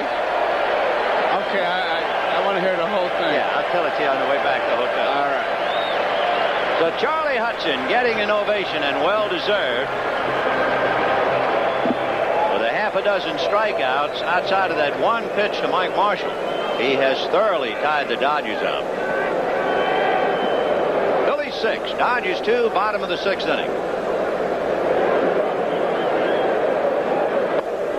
Ball 1. I asked Hudson, what kind of a hitter, how would you describe yourself? He said, unpredictable. That's as good a word as any. 1-1 for Charlie. Hudson struck out in the 2nd inning and struck out in the 4th. I don't know. He's starting to look predictable. 1-2. If he goes with a curveball, that's unfair. No, he gave him Powder River, and he lifted a fly ball to Landro. Okay, they're gone in the 6th. And at the end of 6, the Phillies 6 runs, 7 hits. The Dodgers 2 runs, 4 hits. 7th inning coming up, and we'll be right back after these messages from your local station. It is 6-2 Philadelphia. We go to the 7th inning, and a magnificent panoramic view of the city indeed. It'll be Bill Russell, followed by Jack Pimple, and then we'll see about Joe Beckwith's spot, and that's foul back, 0-1. Russell grounded out twice. He's 0 for 2. Russell with 3 hits in the series. Phillies scored twice in the 2nd and once in the 3rd. The Dodgers counted with 2 in the 4th, but it has been all Philadelphia since, with 1 in the 4th and 2 more in the 5th to take a commanding 6-2 lead. 2-1.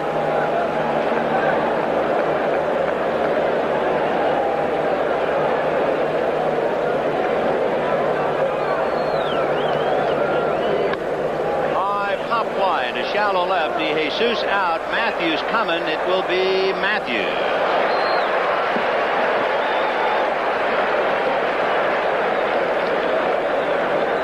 One away on a fly ball to left, and the batter Jack Pimple. For the moment, no one in the on-deck circle. Pimple struck out and grounded to short. Jack with 1 hit in the series.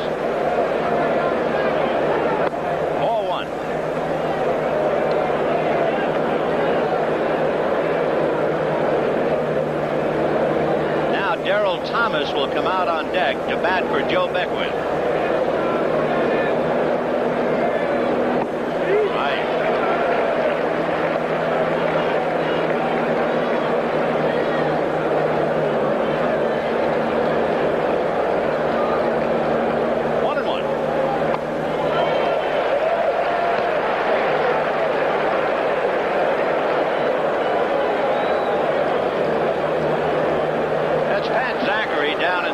Bullpen, and Larry Anderson begins to heat up in the Philadelphia pen just in case.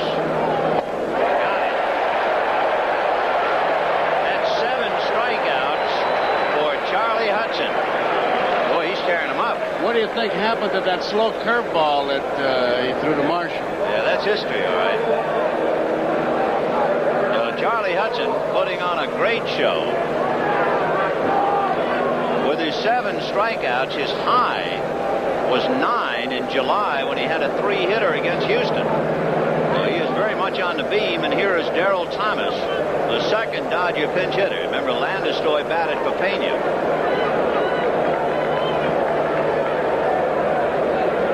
Darryl has 2 hits in the championship series.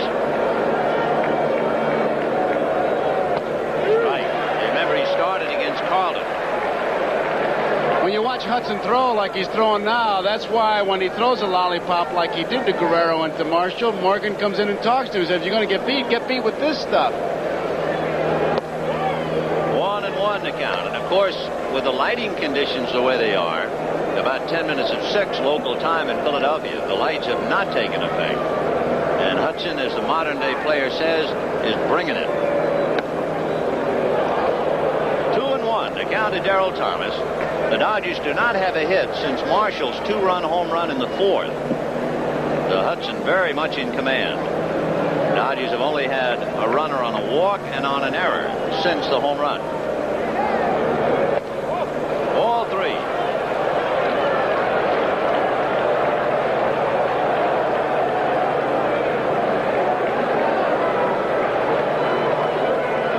Thomas taking a good look at Amalfitano, but with the score being what it is, you would think he would be taking, but the guy that wrote that book, he can forget about it. There's Joey. And on deck, of course, the leadoff man, Steve Sachs. 3-1.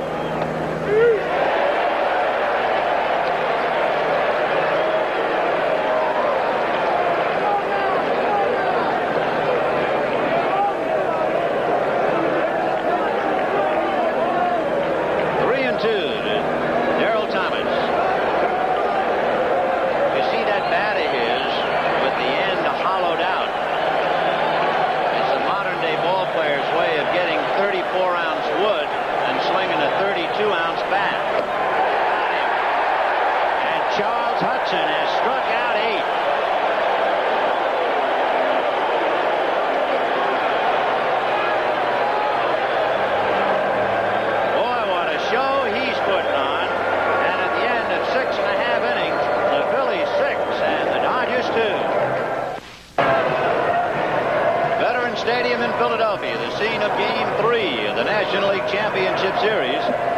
The Phillies winning the first game 1-0. The Dodgers coming back to win the second game 4-1. And Philadelphia leading today 6-2 in the 7th inning. Tonight, Game 3 of the American League Championship between Chicago and Baltimore. And they are even at 1 game apiece. And that'll start at 8 p.m. Eastern Time.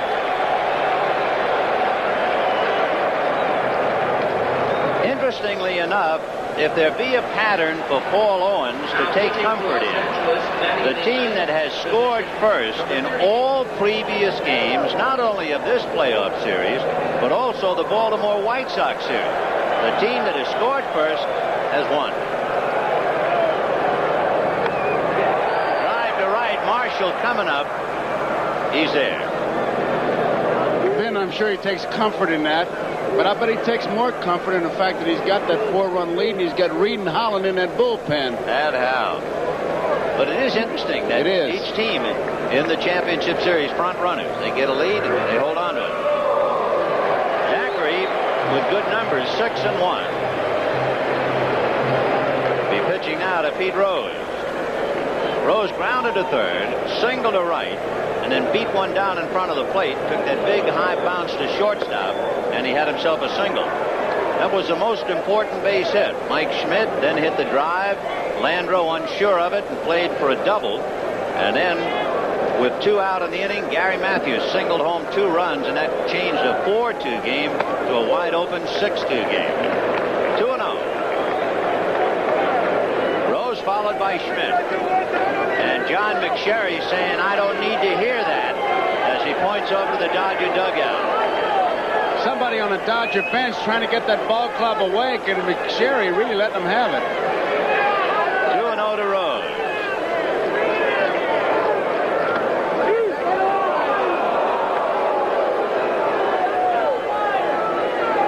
Remember, of course, the Dodgers no doubt felt that Derek Thomas should have walked on the 2-3-2 pitch, then struck out. Line to center, base hit for Rose. I remember Rose saying in Los Angeles, he said, I'm going to be playing in these playoffs, and I'm going to show a lot of people that I can still play. Well, he can play all right. He is 3 for 4 today after grounding out in the first inning. Pete has 3 consecutive hits, and here's Mike Schmidt. Fly to right, fly to center, and then hit the ball to center that went for a double in the 5th inning. When Landreau started back, then tried to come up, then tried to short hop it, and wound up kneeing the ball over into left field. In the dirt. Blocked by Pitbull. It's still behind him. I don't think Jack knew where it was. No, he didn't. And I say that and kind of snicker because everybody in the ballpark knows it except you, and you keep waiting for somebody to help you. Now, he thinks he can just pick it up. He checks the runner. Now, he thought he knew where the ball was, and he says, where is it? Oh, there it is. Now, there's all these people, they see it, but you as a catcher, you don't know where it is. Yeah, you would think Zachary would come down and try to help him out. Somebody, the bench, they're on the umpire, help your catcher. 1-0 the count. Ball 2. You know, Ben, I don't have to tell you, and I'm sure the same way with that Pete Rose. I'm a big fan of his. He would help a ball club. He just showed up for the team picture. That's right. Yeah, he wouldn't allow any dozing. Pete, 3 for 4 today.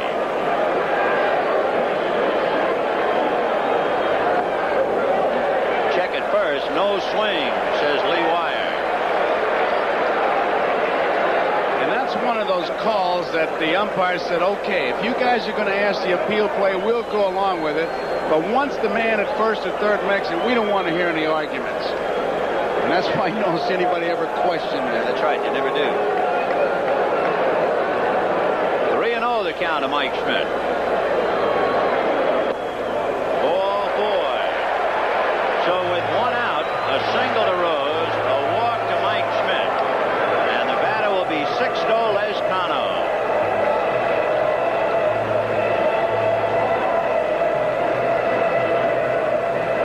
He's got 1 man out looking for the ground ball, and one of Zachary's best pitches is that little overhand curveball that he drops right on the outside corner looking for the ground ball. Remember, Lezcano came in to hit for LeFay in the 5th inning and struck out against Beckwith. And there it was. He missed ball 1. And Zachary is saying something to McSherry, and McSherry's had it. That was a strike, he muttered from under his mustache. It's been Welch, Pena, Honeycutt, Beckwith, and Zachary. 1-0, the count to Lezcano. There's too much talking going on for Lezcano. He backs off. A lot of those hitters feel that way. Schmidt at first, Rose at second, 1 away. 2-0.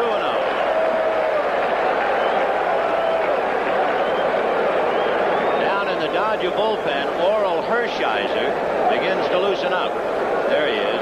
Remember, he was the youngster who caught the home run by Marshall when the Dodgers were in the game. Right.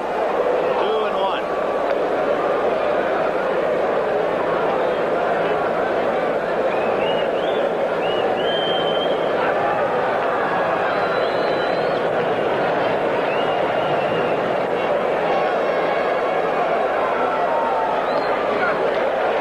Now Zachary is 1 pitch away from loading him up, And on deck is the fella having the big day, Gary Matthews. Matthews walked and scored in the second, homered in the fourth, and it was a very important home run. It was 3-2 Philadelphia, and he lifted their spirits to make it 4-2, and then singled in 2 runs in the fifth inning. So 2 on, 1 out. Rose and Schmidt.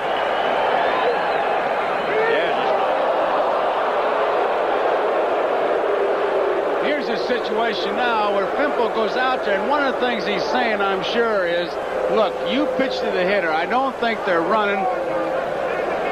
Get the hitter with Matthews coming up next. Now, I'd go one more step and get a sign with either Sachs or Russell to get the trailer if Rose has got too big a lead, to be alert for it. I don't think they'd be running, but you can't assume that. You got to assume they are going. All right, let's see what they do. Rose from second, Schmidt from first. 3-2 with 1 out. The runners do not go, and it's fouled away. You wouldn't think they'd be going with Matthews coming up next, and Lezcano strikes out that much. But you can't ever say they're not going for sure, and then you get caught with your finger in your ear. 3-2, 1 out in the bottom of the 7th. Philadelphia 6, Dodgers 2. The runners do not go, and the ball is lifted to shallow left. Coming up for it is Baker. So the runners hold. So Lezcano, a fly ball to left. We pause briefly for station identification. This is the NBC Television Network. Omaha, Channel 3, KMTV.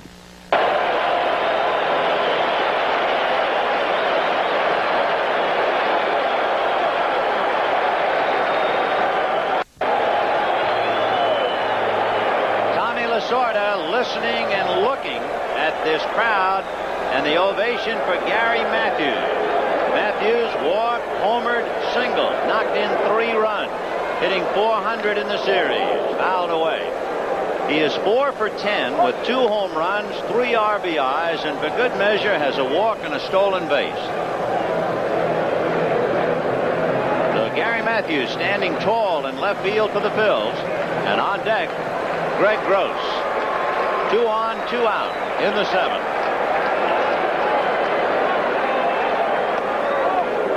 1-1. If you're not keeping score, in the 8th inning, Sachs, Brock, and Baker coming up.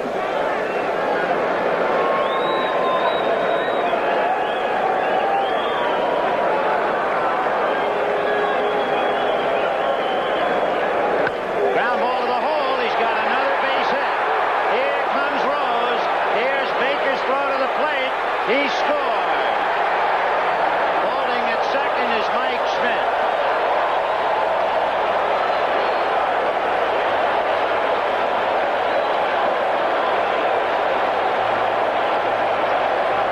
The base hit, and you see Matthews take his cap off, and he really had to get it out of the way before Baker made this throw. It looked like there might be a play, but the short hop really took Fimple out of the play.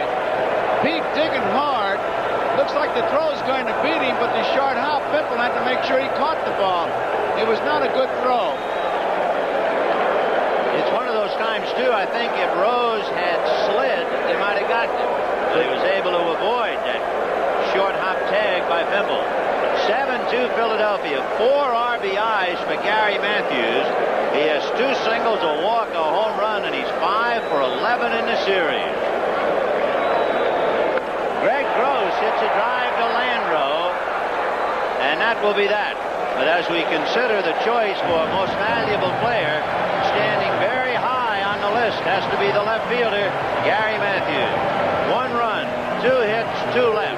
And at the end of 7, Phillies 7, Dodgers 2. Gary Matthews, this was a little bit earlier. They made him come out.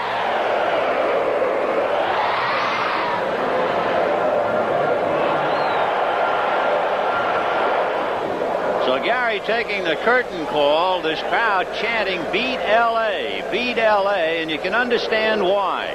The Dodgers and the Phils met in the divisional playoffs in 1977 and in 1978. Each time, the Dodgers beat the Phils 3-1, thoroughly frustrating the Philadelphia effort. So now Philadelphia leading 7-2 in this pivotal third game. There's ball one to Sachs.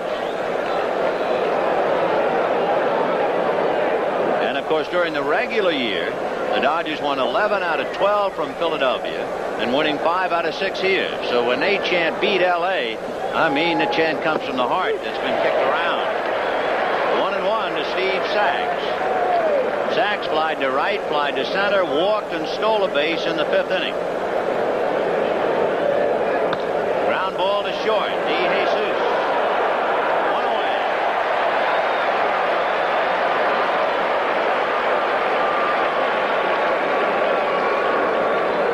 So Ivan DeJesus handling Sachs' ball, and the batter is Greg Brock. Brock fouled out in the 1st inning. Good play by Mike Schmidt. Lined out to right. And with Sachs at second and 2 out in the 5th inning, struck out. Brock is still looking for his first hit in the series.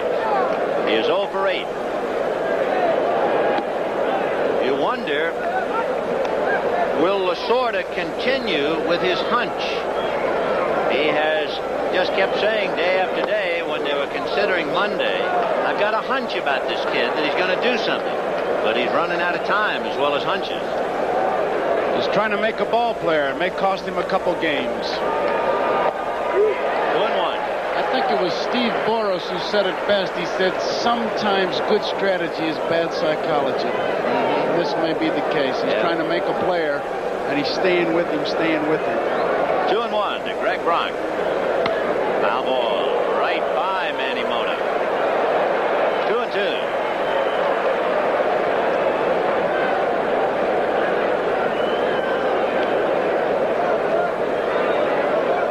Hudson has made 103 pitches, and here we are with 1 out in the 8th.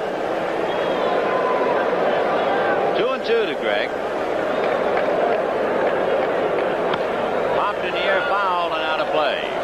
For the Dodgers, the day began when their #1 pitcher, Bob Welch, retired 4 in a row, and then had the hip problem that had flared up twice in 2 of his last 3 starts, and he had to leave. And when he left, the ball game unraveled for Pena, Honeycutt, Beckwith, and Zachary. High pop foul out of play. And meanwhile, Charlie Hudson was just being tested when it got to 3-2. And Gary Matthews took the game in hand. It was 3-2 when Matthews homered to make it 4-2, when Matthews singled to make it 6-2, and when Matthews singled to make it 7-2.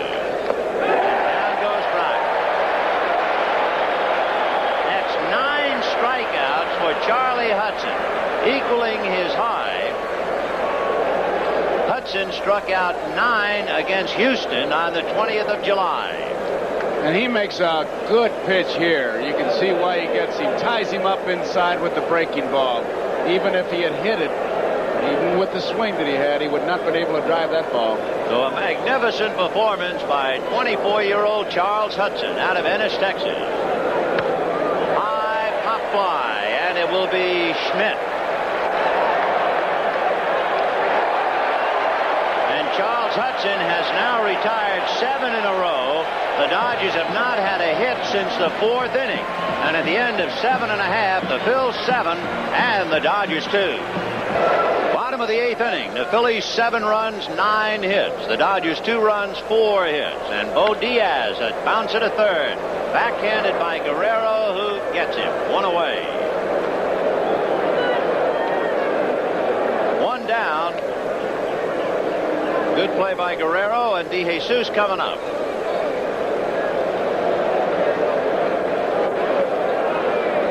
Again, as we work our way to the final outs, and when the Dodgers come up in the 9th inning, they'll have Guerrero, Landro, and Marshall.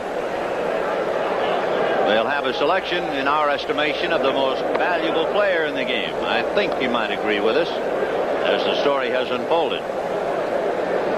Pat Zachary, the 5th Dodger pitcher, trying to get DeJesus, who grounded to third, singled, and fouled out. And hits it to right, but Marshall is there.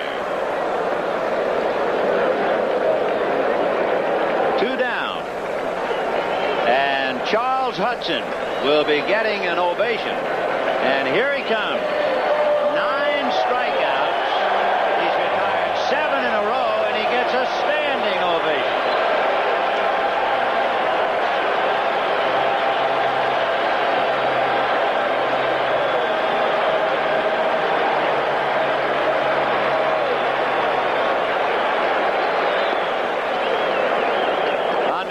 message board, they flashed our secret weapon.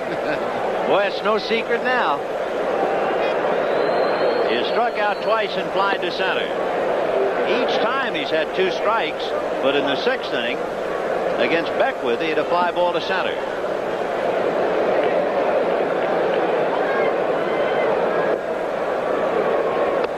One and 2. 2 out, 8th inning. Phil 7, Dodgers 2. Guerrero, Landro, Marshall due up in the 9th. And who's going to pitch for the Dodgers tomorrow? Chances are Jerry Royce. That's all for Charles Hudson, but he can do no wrong. The Phillies out in order in the 8th, and at the end of 8th, the Phillies 7 runs, 9 hits. The Dodgers 2 runs, 4 hits. Guerrero, Landro, and Marshall with their feet in the door. To Charles Hudson, 24 years old, out of Ennis, Texas. Look at those numbers, Joe. 78 strikes, only 30 balls, and I think the story, in addition to that, is the last base hit the Dodgers had was on that slow curveball he threw to Marshall. Since then, he has struck out 6, and he has just been rearing back, throwing strikes, and getting the job done. So Hudson will be pitching to Pedro Guerrero, followed by Kenny Landro and Mike Marshall. And the Phillies 3 outs away from going 2-1 up against the Dodgers. Al Holland and Willie Hernandez in the Philadelphia bullpen. Rose, Morgan, DeJesus, and Schmidt on the infield. Gross in left, Dunier in center, Lescano in right. Guerrero's had just 1 hit in the series, hitting 125, and he's 0 for 3 today. That 1 hit was the triple for 2 runs that helped give the Dodgers a victory. 1-1.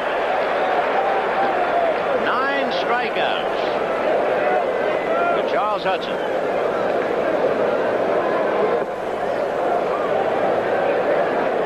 Boy, he really had an up and down year.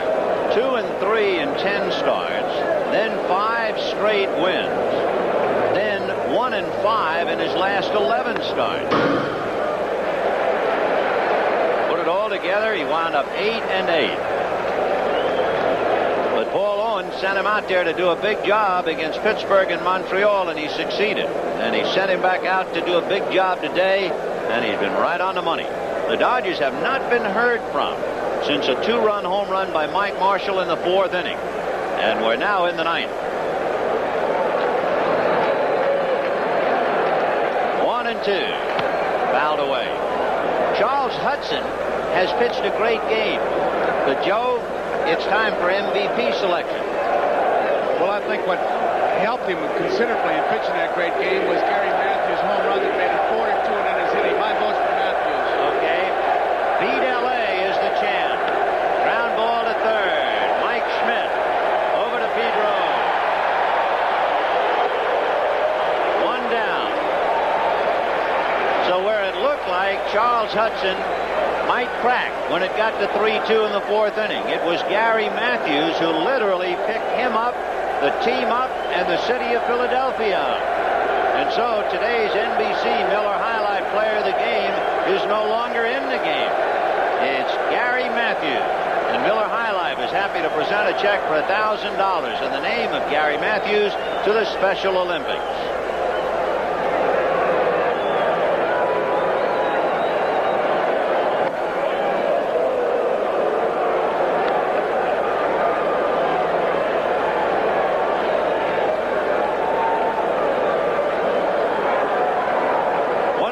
Strikes to count to Kenny Landro.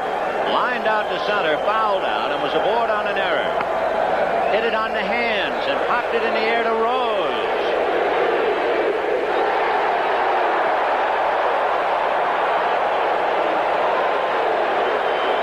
That's 9 in a row retired by Charles Hudson. There was no way that Pete Rose would not make this play. He knew exactly where he was. He kind of stumbles here, but he's got that ball in his glove. And this crowd is going wild now as Mike Marshall gets in. 9 straight retired by Charles Hudson. Has not allowed a hit since the 4th inning, and he has struck out 9. Ball 1.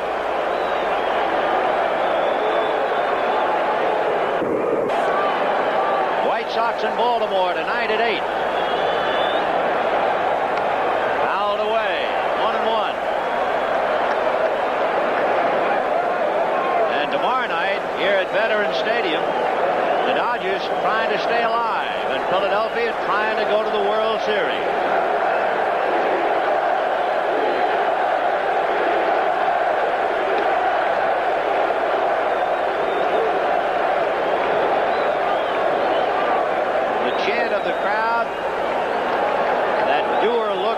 Of Lasorda would tell it all. 3-1.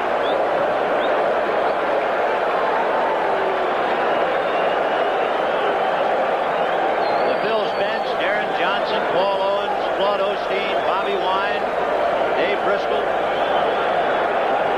Tonight at 8, the White Sox and the Orioles from Chicago.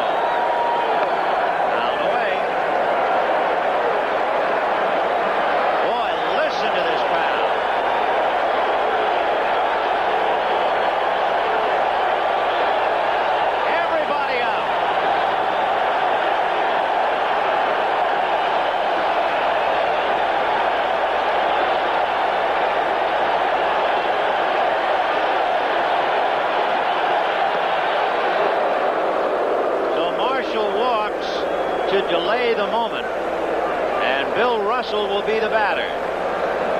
The Dodger base runners since Marshall homered in the 4th have been Sachs, who walked in the 5th, Landreau aboard on an error in the 6th, and the 2-out walk to Marshall in the 9th. And that sums up the feeling here.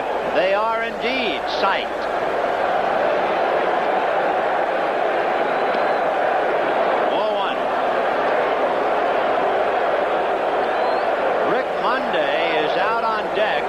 For Jack Pimple, if there be an at-bat left.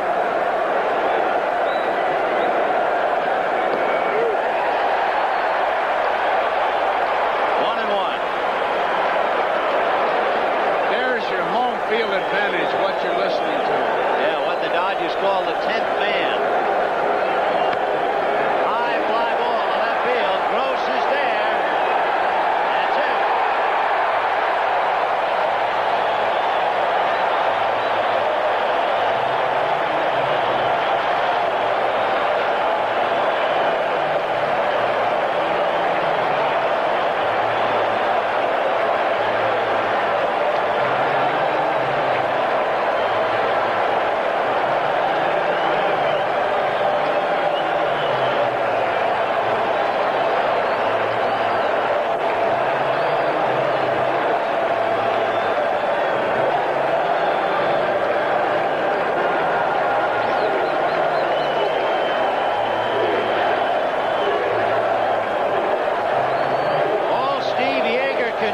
Stand there and blow bubbles, because the day belongs to Charles Hudson and to the Philadelphia Phillies, who defeated the Dodgers 7-2.